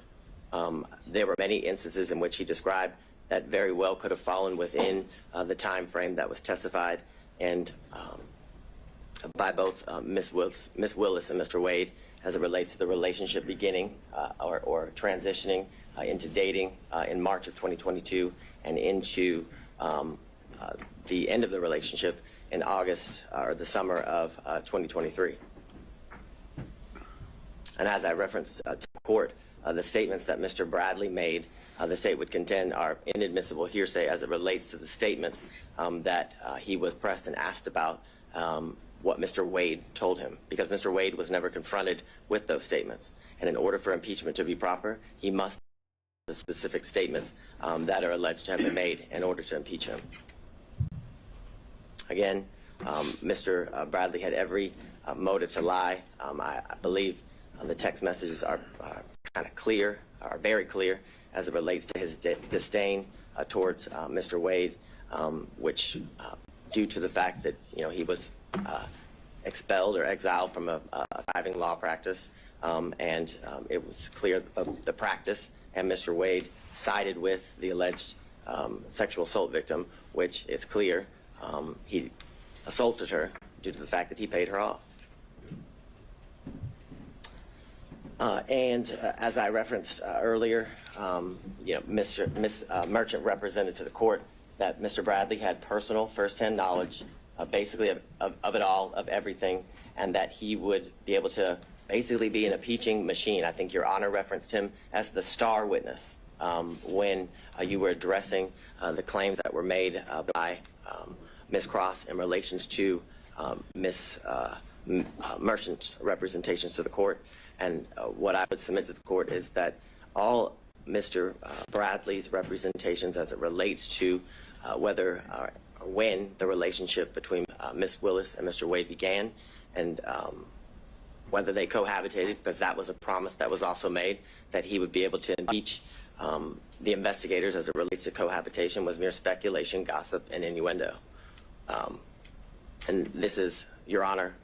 The impression I got, and we can correct this while we're all here together, is that Mr. Bradley directly overheard a statement from each of these individuals that they could be impeached with. Ms. Merchant, is that accurate? Directly overheard. Which ones are we talking about specifically? Well, essentially, that kind of seemed to be all of them. You had said Allen, Bond, Young, and then the investigators, Ricks, could all be directly impeached by statements overheard by Mr. Bradley. Yes. In reference to your question, the unequivocal answer was yes. And when Your Honor is looking through the text messages, I would submit to the court that the text messages don't even say or indicate what was represented to the court in relation to the good faith basis for this motion to disqualify as it relates to the testimony of and the ability to impeach witnesses through Mr. Bradley. What's been referenced by all counsel is Mr. Bradley's assertion of absolutely as it relates to whether the relationship existed prior to Mr. Wade's hiring. And the question in itself involves speculation because it asks, do you think it started before she hired him? He says absolutely. He doesn't say he knows. He doesn't provide any context as to how he knows. And in these text messages and through his testimony with the court, the source of his information was unclear. What I would say to the court, as to a lot of things, other than the one conversation that allegedly occurred between Mr. Wade and Mr. Bradley, and I would submit to the court that that conversation never occurred. That would be the state's contention. And how do we know that? We know that because that conversation was not confronted, or Mr. Wade was not confronted with that conversation. And that is evidence circumstantially, and I'd even say direct, as to that conversation not existing. Because based on the representation made by defense counsel, it would be clear that that would be a conversation that would have been relayed to, because it wasn't privileged, as Your Honor found, that would have been relayed to Ms. Merchant. And if that conversation happened, you better believe that would have been a conversation that defense counsel would have confronted Mr. Wade with and against. And the reason they didn't do that was because it didn't exist. Again, you heard from Mr. John C. Floyd III, the district attorney's father. As Your Honor heard, he was a well-respected member of the legal community for over 40 years. But the importance of his testimony was to provide the court with corroboration as it relates to the years leading up to the relationship that transitioned into dating between the district attorney and Mr. Wade. What he testified to is that he moved into her South Fulton home in 2019. The evidence of his moving into that home at that time was his Georgia driver's license, official government document. He further testified that not only did that just Ms. Willis and himself live at the South Fulton home, but that he often would see on numerous occasions the significant other of Ms. Willis that was not Mr. Wade. He referenced that that person had a nickname of Deuce, and that he kept a lot of his belongings in the garage of Miss Willis. He specifically said he kept a lot of his disc jockey equipment, is how he referred to it when before the court. He made very clear that he had never seen Mr. Wade at the South Fulton home that is owned by Miss Willis. He made clear that he lived in that home with Miss Willis and Miss Willis alone, other than her two daughters who would occasionally visit that home until after February of 2021. But what precipitated the soon move of Miss Willis to what I would reference as safe houses for her protection was a protest that occurred before her home in February of 2021.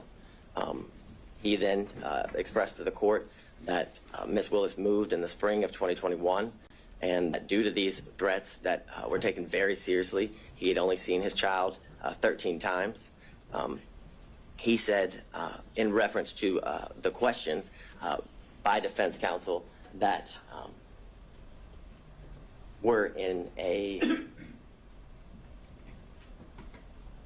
and I'm just going to be straight up with the court, they were trying to make Miss Willis a liar, what is how I would submit to the court, in the sense that she testified that she was concerned for her safety and her family's safety, which included her father and her daughters, and that Mr. Floyd remaining in that home kind of rebutted all of that, made it so it wasn't true. But he testified that he stayed in the home because it was a home that she had put her blood, sweat, and tears in and was able to buy, and that he stayed in the home because there was constant officer presence. He told the court that he bought extra security equipment. He went as far to tell the court that he slept in different rooms on different nights because he felt his safety was in such a concern. So I would submit to the court that line of questioning was done in an attempt to discredit Miss Willis, but failed. Would be this, how the state would characterize it. Then he testified about the first time that he did meet Mr. Wade, which is in 2023 here at the district attorney's office, and he talked about how he kept cash in his home and why Miss Willis kept cash in his home. And what the court should take note of is the state didn't ask Mr. Floyd about the cash in his home. That came out through the cross-examination of defense counsel. So there was, I guess, an implication that Mr. Floyd only did so due through his preparation with the state and his hearing and seeing news articles and clips related to the testimony that had occurred prior to him. But I would submit to the court that it's telling that that information came out through questions that were asked by defense counsel, which gives credibility to the statements that were made. And he further explained as to why he taught his daughter to keep cash in the home relates to financial independence and having a safety net. It was further testified that he had multiple safes and that he gave Miss Willis his first lockbox, or her first lockbox, for situations as she described when she was testifying. And what I want to make clear is during Ms. Willis's testimony, it was pressed about the cash and where she kept it, did it follow her, where she laid her head, and things of that nature, trying to further discredit the practice that she had as it relates to keeping cash in her home and why she had the ability to pay cash to Mr. Wade and other people and for other situations. And what the court should take note of is that there was no evidence that controverted that at all. Where was the evidence that controverted Miss Willis's claim and practice of keeping cash in her home? There was none. In fact, the only evidence it was substantiated through the testimony of her father, Mr. Floyd.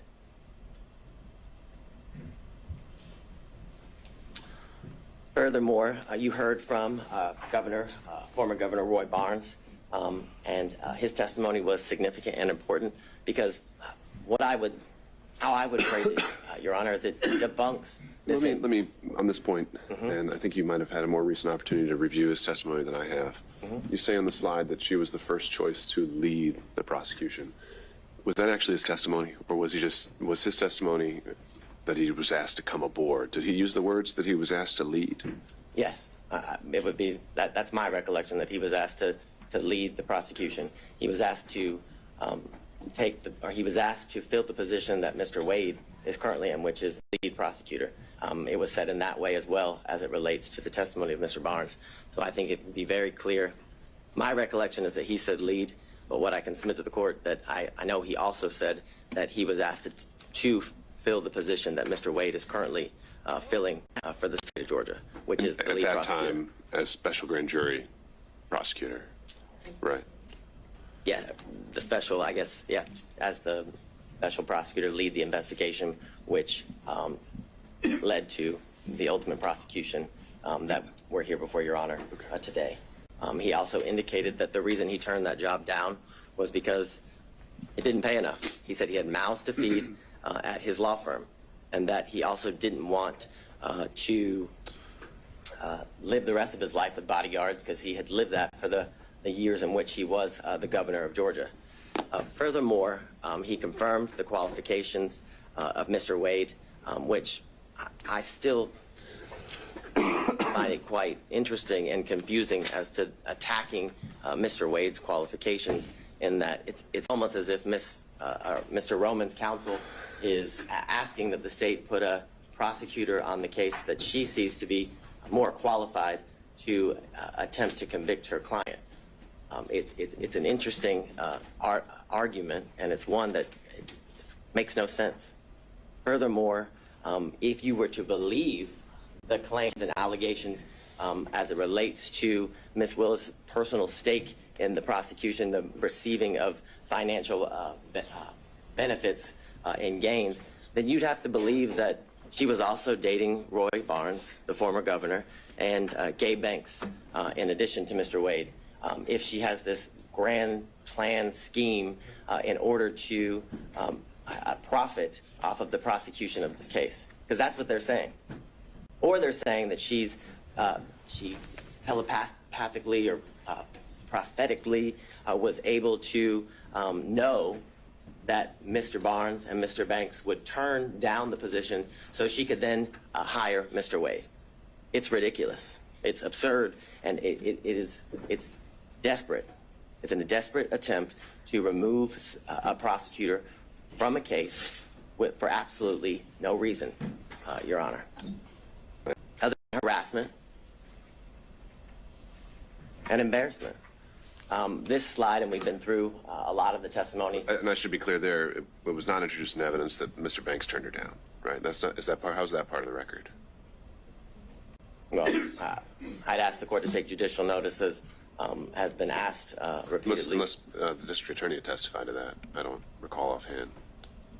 I will be frank with the court. I don't recall if Ms. Willis testified to that exact fact, but I know that Mr. Banks represented that to the court during Monday's hearing as it relates to the allegations that were made. I understand Your Honor's position as it relates to that. Just trying to make sure we know exactly what is in the evidence and is not, but regardless, I think your point is made. I think it's an evidence of the record as it relates to, I guess, the issues that led up to the actual hearing of this case. So I understand Your Honor's position, but it did come out during a proceeding that was prior to the actual hearing.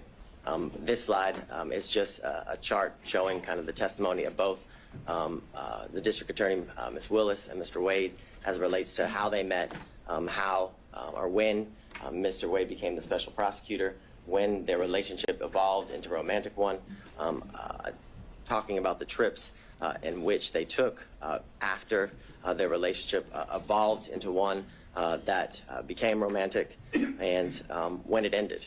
And what, again, I would submit to the court is that those facts were consistent, and the only person who contradicted that when the relationship started was Ms. Yurdy. And what I would bring to the court's attention is that it was represented to the court that Ms. Yurdy was a witness other than Mr. Bradley who could bring to the forefront the issue of cohabitation. And when pressed and when asked about it, Ms. Yurdy had absolutely no information as it relates to this alleged cohabitation. It was false. She said she had no information. She was asked about trips. She said she had no information about the trips. Yet, she's such a good friend that Ms. Willis confirmed each year that Mr. Wade and her continue to be in a relationship 2019, 2020, 2021, until their relationship ended due to her forced resignation and splintering of their friendship, Your Honor. I guess several exhibits obviously were tendered in.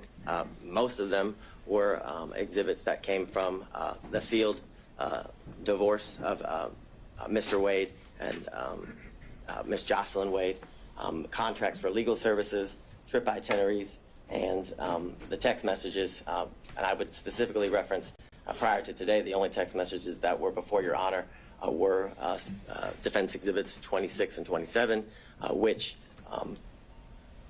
it's the assertion of defense counsel that what those show is that Mr. Bradley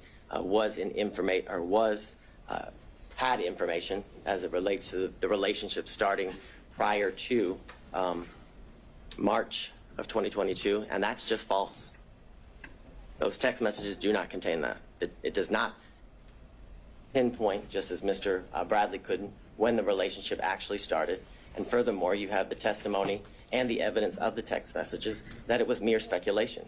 If you, as Your Honor, reviews the full chain of text messages, it is clearly Ms. Merchant and Mr. Bradley going through what I can describe as nothing else other than a mere fishing expedition between the two of them at first, because it's asked about certain members of the DA's office who would have information as it relates just specifically, for one, Ms. Young. It is asked whether she would have information, and he had no idea. He said he assumed, he was speculating. And that is the same as each person that was subpoenaed in reference in the text messages. All of that was speculation. And you know it was speculation because not a single one of them testified. That's telling.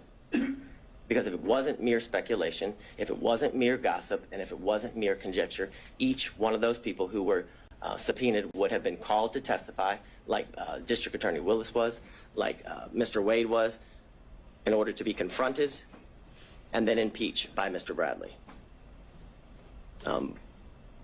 You've heard, obviously, about the phone records, and I have a maybe, because whether it comes into the purview of Your Honor as it relates to the determination Your Honor is to make as it relates to the disqualification of the district attorney. You also have the affidavit from the employee who worked at the winery who confirmed that Ms. Willis did, in fact, pay in cash up to more than $400.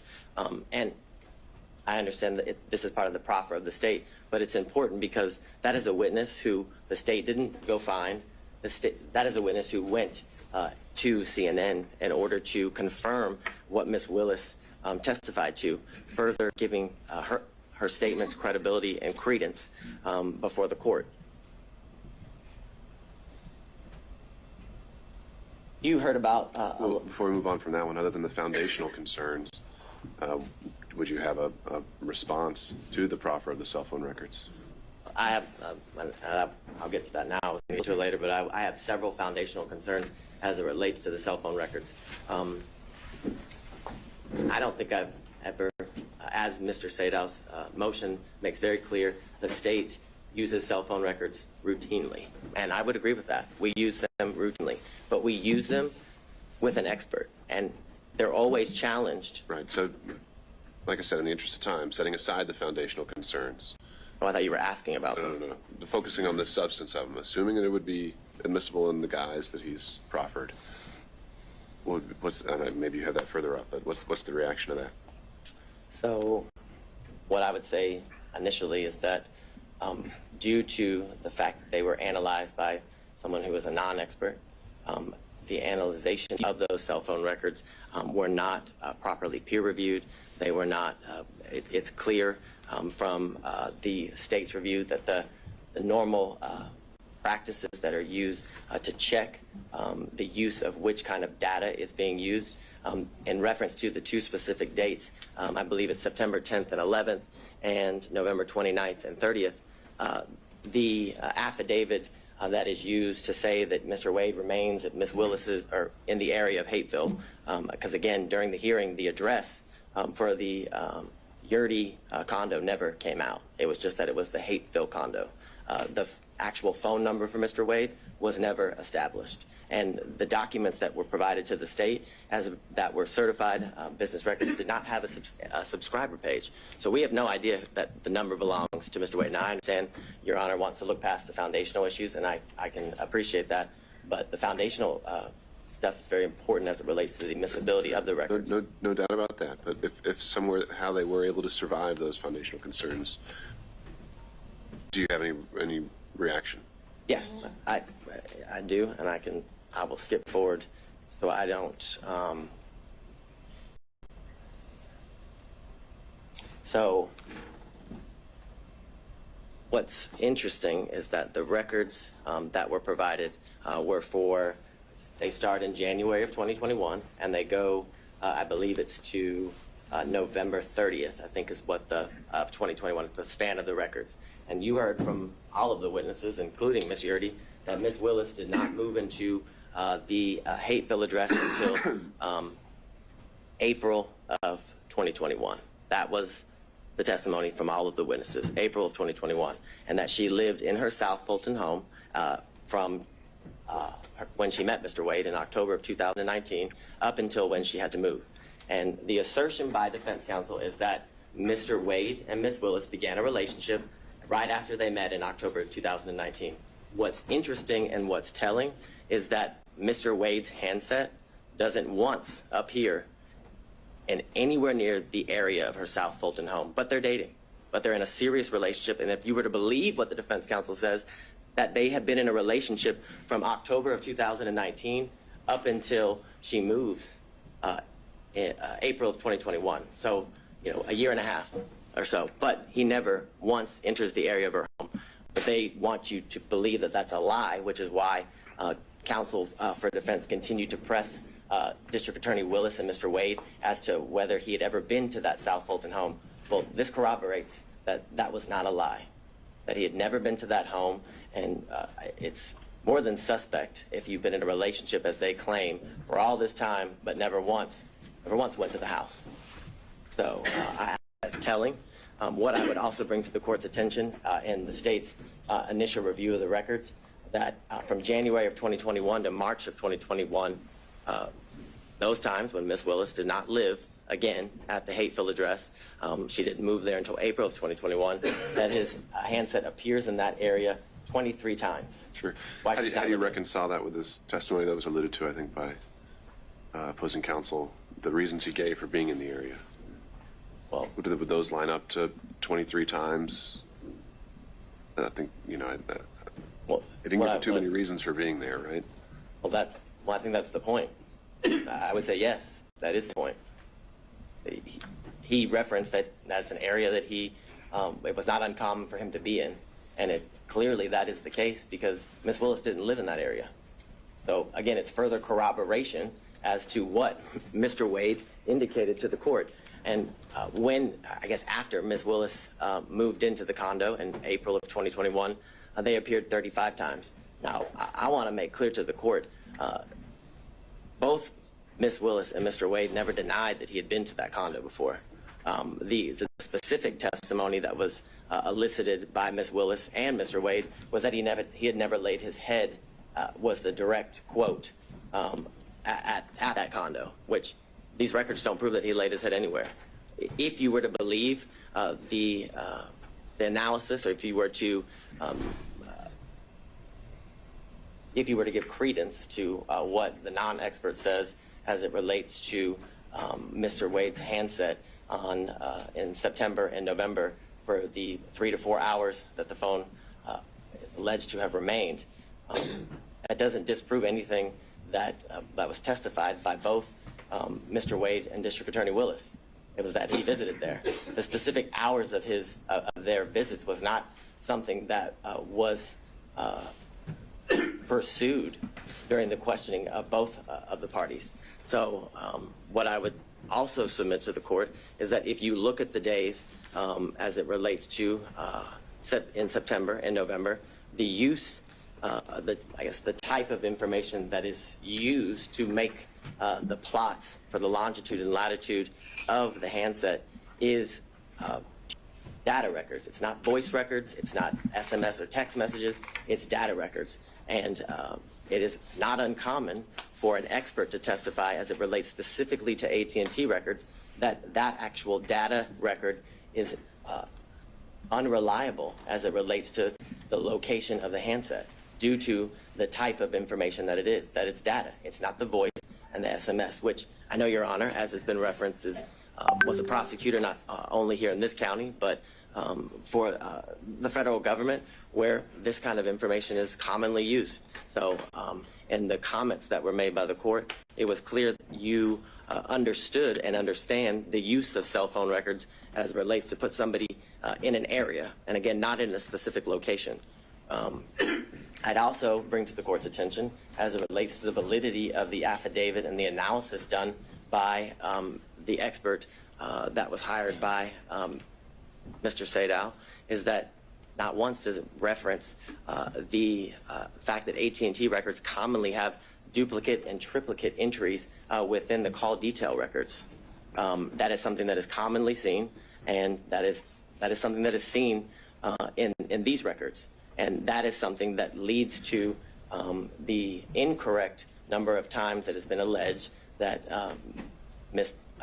Willis and Mr. Wade were in communication through text and voicemail. And I'd also submit to the court that that number doesn't prove anything again, doesn't prove that anybody's in a relationship. It proves that they were in communication with each other. And I think Your Honor can use your own life experience as it relates to people you work with or friends that you're close with, and the number of times that you make calls to any of those people. I can submit to the court that I have a friend who I have been friends with for 15 years, and she worked in the office previously with me. And based on our professional relationship and our personal relationship, the friendship that we had and still have, that we talk 30 times a day. So and that doesn't mean we're in a relationship. So the assertion that the number of times that Ms. Willis and Mr. Wade have spoken to each other, whether it's through text message or phone, it has no validity as it relates to them being in a relationship. What I would submit to the court is that what was shown through all of the evidence was that there's been a true cost to Ms. Willis as it relates to her life, that she had additional expenses that she had to endure because of her position, in the sense that she told the court that she had a mortgage, but on top of that mortgage, that in a house she didn't live in anymore, she had to pay for a safe house, that her home was vandalized, and there were racial epithets and sexual bigotry that were spray painted onto her house. The concern of her safety in her life is something that was testified to, and the fact that this job has led to the isolation and separation of her from her family and friends, which was given credence, and the credibility of those statements were provided by her father, Mr. Floyd, that he had only seen his daughter 13 times since all of these instances occurred. The stateful nature of the statements and the falsehoods that, for example, in these text messages that were purposefully leaked to the media as it relates to Ms. Willis's daughter, subjecting her position in school, that she flunked out of college, which isn't true, which in fact she has graduated from an HBCU. But what's been leaked to the media is the fact that she flunked out of school and someone other than her father moved her, which again, the validity of which was never shown. And all the while, Ms. Willis, facing these costs, has been able to continue to do the work unrelated to this case, which is shown in the fact that Atlanta's murder rate and violent crime rates have decreased while she has been in office. what was shown through the testimony of all of the witnesses and through the evidence that Your Honor heard was that there wasn't an actual conflict, that the defense failed to provide any sort of actual conflict in relation to Ms. Wade's, I guess, the relationship that transpired from the relationship between her and Mr. Wade, and that there was absolutely no evidence of a financial benefit that she gained as it relates to the prosecution of this case and the ultimate outcome of the case. The corroboration of all of that is the things that Your Honor is very much aware that she could have, I guess, financially benefited from, stretching out the case, for lack of better words, by the special grand jury recommended that 39 individuals be indicted. But through her sifting through the special grand jury's report and all of the evidence with the team that indicted the case, they only went with 19 of the defendants, which had she gone with all 39, based on the defense counsel's assertions, would have given her the opportunity to certainly find these financial gains that are claimed through the allegations of defense counsel. More importantly, why would Ms. Willis repeatedly ask this court to set a trial date as soon as possible if her motive in prosecuting this case was to continue to financially gain as alleged from the prosecution of this case? It doesn't line up, it doesn't make sense, and it doesn't make sense for a reason, because it doesn't exist. More importantly, this office has multiple RICO and as well as large-scale cases like this one, and much larger. And they also have, there's a lot of high-profile prosecutions. If Ms. Willis's ultimate goal by hiring Mr. Wade was for her financial benefit, then she would put Mr. Wade on every single one of those cases. So she could certainly revel in the riches and lavish lifestyle that has been referred to by defense counsel, which there's been absolutely no evidence of. The evidence was she stayed at a DoubleTree in Napa, a DoubleTree. I don't know that to be a lavish hotel. Most people, when they go to Napa, if they want to lavishly experience Napa, stay at the Ritz-Carlton, the Four Seasons, things of that nature, not a DoubleTree. So the allegations and assertions that Ms. Willis was living the lifestyle of the rich and the famous is a joke, absolute joke. As it relates to what you heard, and the secondary issue is the forensic misconduct. And for lack of better words, what it has to be shown is that the statements that were made by Ms. Willis related to the prosecution of the case and ultimately the guilt or innocence of the defendants. And we have none of those statements. There's been no evidence. Nothing has been provided to Your Honor as it relates to Ms. Willis' specific statements made about any of the defendants and in relation to the guilt or innocence of any of the defendants. I forget which defense counsel referenced the fact that she said she had a 95% conviction rate. Well, what Ms. Willis's job is to instill confidence in the community as to how well she is doing as it relates to her constitutional duties. And that was exactly what was done when she referenced that she had a 95% conviction rate from the previous year that she was serving as a district attorney. More importantly, it's been the allegations about race and religion being imputed in her speech, and that those comments were directed at the defendants at this table. And if you listen to the speech, those comments are directed at two elected or political officials. I believe it was Marjorie Taylor Greene and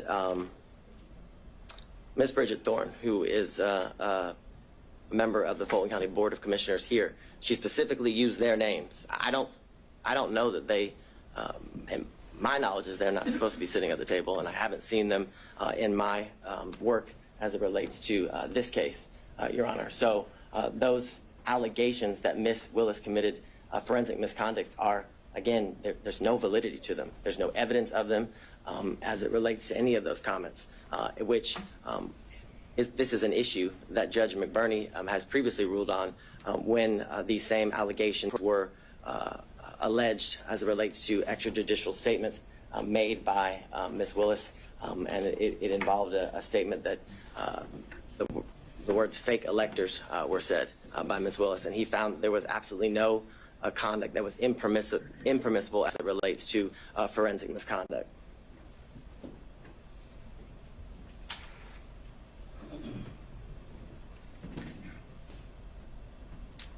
And I guess to drive home the point, at no point in any of the statements that were made and that are alleged here as it relates to the speech that she made at the church, at no point did she mention the guilt or innocence of any of the defendants. She, again, was merely responding to comments made by Marjorie Taylor Greene and Bridget Thorne, two other political officials, therefore making her comments not even close in the realm of any sort of forensic misconduct. What I find interesting is that defense counsel wants to make these allegations that Ms. Willis committed this forensic misconduct by the statements that she made in her defense as two unrelated, to this case, public officials criticized the job that she was doing. And, I find the hypocrisy interesting in the sense that we've had video proffers released to the media by defense counsel, emails between counsel released to the media by defense counsel, statements have been made by defense counsel in relation to this case.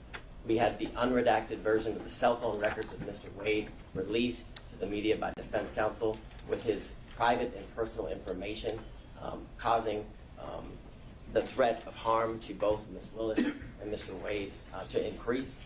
The most recent instance was the text messages that Your Honor hadn't ruled on their admissibility prior to their release, and it was made clear during the hearings that the ability to get those, the full chain, was something that they were unable to do. But they figured a way, and the minute they figured a way, they released it, the information to the media, simultaneously with turning it over to the state and the court. For all the reasons obviously stated before Your Honor, that this motion should be denied because the legal requirements that are required in order for the district attorney to be disqualified have not been satisfied. The defendants have failed to raise any issue legally or factually to satisfy the legal standard for disqualification. They must show an actual conflict. They've been unable to show that the prosecution of this case was at all a result of political bias, which has been accused, or accusations have been made, as well as demonstrated that the prosecution of this case was motivated by any means or any way because of malicious prosecution. And they haven't been able to prove that this case was one of selective prosecution for political benefit or gain. All allegations that have been made during the course of different hearings and the procedures as it relates to this case. What I would leave the court with and how the state started the argument is that courts have been generally unreceptive, if not hostile, to attempts to disqualify prosecutors based on pervasive and institutional conflicts, which makes clear that the burden, that the standard is very, very high that must be met in order for an elected district attorney to be disqualified. And that burden, that standard has not been met. An actual conflict has not been shown. And more importantly, in conjunction with that, there's been absolutely no evidence that the district attorney has benefited financially at all, but benefited financially in conjunction with any outcome, whether it be now or ultimately as it relates to the prosecution of this case. And because of all those reasons, Your Honor, we would respectfully request you deny defense counsel's motion to disqualify the elected district attorney, Ms. Fani Willis. All right. Thank you, Ms. Body. Your Honor, I think we have 5 minutes and 44 seconds. That's what it says. Mr. Cromwell. I'll leave it. Oh, you, okay, handing it over. Understood. Mr. Sadow, all yours.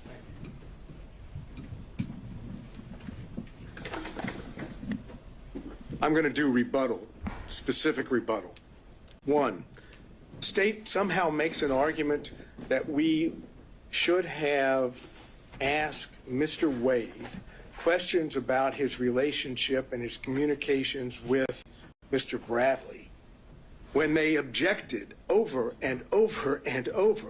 And Wade's counsel objected over and over and over, claiming that everything that Bradley was told by Wade was attorney-client privilege. Your Honor made determinations thereafter to Bradley. We didn't get the opportunity to call Mr. Wade back to the stand. So to claim that you can't impeach him because you didn't ask him when they objected to us asking him is obviously a false position to take, as disingenuous as it can be. Now, if the court wants to open it up, we'll be more than happy to call Mr. Wade back to the stand. But as the record stands, there could be no confrontation of Mr. Wade when both his counsel and the state are arguing that it shouldn't be done. Second, let's use a little common sense here. Forensic misconduct received about 2 minutes worth of discussion. The rest of it is all on conflict. Forensic misconduct dealing with the way the state wants you to have is if you don't accuse someone or you don't say that someone's guilty. Yeah, assuming you can impugn someone's character to the degree that constitutes forensic misconduct, why is that? I'm sorry, say Case that. here? Assuming you can impugn someone's character to the degree that it constitutes forensic misconduct. I think that I guess the state's primary position was that they weren't talking about you at the church. Right. And if you go listen to it and watch it, it starts off by saying, why does Commissioner Bridget Thorne and so many others, and then it refers to they attack him for being black. They attack him, not anyone else, just they attack the black man. They're not talking about Miss Thorne or Marjorie Taylor Greene. They're talking about us. And you know how everybody knows that? Because not a single story from the media reported anything other than Fani Willis accused the defense and defendants of being racist. Now here's the common sense part of this. If you follow the state's position on forensic misconduct, Fani Willis could all day long talk about race. She could say the defendants, I'm not saying they're guilty or not guilty, but they're racist. They're racist. They're racist. And according to the state's position on forensic misconduct, that wouldn't be a problem. Obviously, that makes no sense whatsoever. The issue here that we've dealt with on forensic misconduct is not simply the church speech. It's why she did it, how she did it, calculated, and all the other things that we talked about with the testimony of Wade and Willis in this case. Let's go to the relationship issues and the cell phones briefly. No one knew that there was a relationship between Wade and Willis, according to Wade and Willis. Not a soul was ever told that they were dating or that there was an intimate relationship, ever. They concealed it from all parties, from Daddy. Daddy didn't even know they had a relationship. Suggest that somehow in the beginning of 2021, January to whatever it was into April, that they couldn't have met in Hapeville. They didn't meet anywhere that would allow the public to see them. That's the reason why they were meeting at Yertes, because no one else was ever there. Remember the testimony? Who else was there besides Mr. Wade and Miss Willis? Both of them agreed.